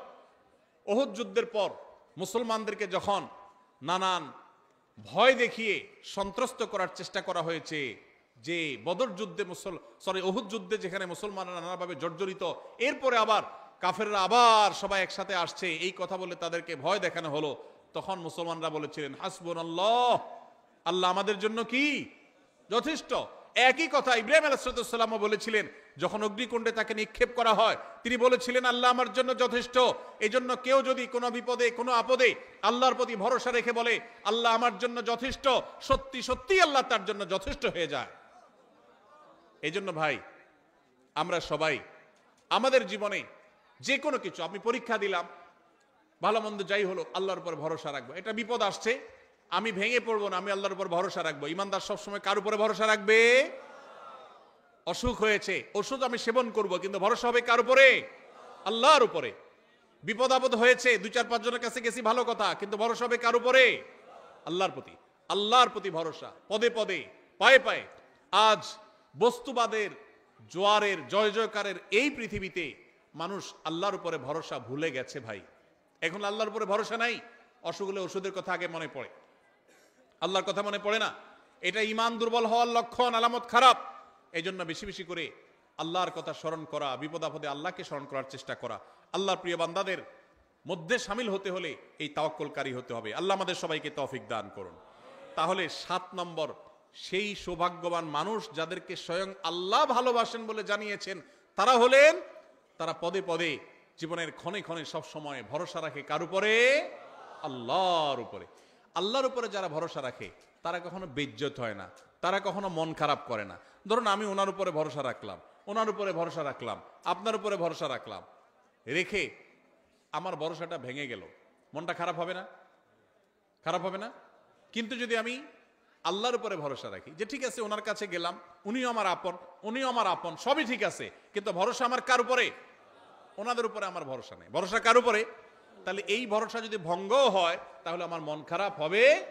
আল্লাহর উপরে ভরসা রাখার পরে যদি আমি দেখি আমি যা চাইলাম তা হইল না, তাহলে সান্ত্বনা আছে, আল্লাহ আমাকে যা চেয়েছি তা না দিয়ে হয়তো ইচ্ছে ভালো কিছু দিবেন। ঠিক না ভাই? ঠিক। এই জন্য সবসময় আমরা কার উপরে ভরসা রাখবো? ইনশাআল্লাহ বাচ্চাদেরকে আল্লাহর ভরসা শিখাবো, তাওয়াক্কুল শিখাবো। আমাদের থেকে হারিয়ে যাওয়া আমলগুলো, হারিয়ে যাওয়া গুরুত্বপূর্ণ বৈশিষ্ট্যগুলোর একটি হলো এই তাওয়াক্কুল। মুসলমানদের কাছ থেকে আজ হারিয়ে গেছে ভাই। আমাদের বাচ্চা বলি, বড় বলি, আমাদের মধ্যে আল্লাহর প্রতি তাওয়াক্কুল জিনিসটা নাই। বস্তুবাদ আমাদের কাছে এত নগদ নগদ সবকিছুকে পাইয়ে দিচ্ছে যে আল্লাহর কথা আমাদের আর স্মরণ হয় না।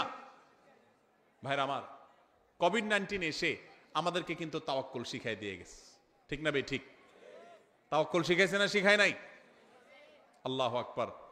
শত সহস্র ব্যবস্থা থাকার পরও ইমানদার আল্লাহর উপর তাওয়াক্কুলটাকে অগ্রাধিকার দিবে। নাম্বার 8, সর্বশেষ প্রকার হলো আল্লাহর রাহে যারা জিহাদ করেন, জীবন বাজি রাখেন, আল্লাহর নির্দেশে যারা জিহাদে থাকেন, সেই মানুষগুলো সম্পর্কে আল্লাহ তাআলা সূরা সফের 4 নম্বর আয়াতে বলেছেন, ইন্নাল্লাহা ইউহিব্বুল্লাযিনা ইউকাতিলুনা ফী সাবিলি, যারা আল্লাহর রাহে জিহাদ করে, তারা আল্লাহর রাহে জিহাদ করে কিভাবে? সফফান, সারিবদ্ধভাবে, কান্নাহুম বুনিয়ানুম মারসুস।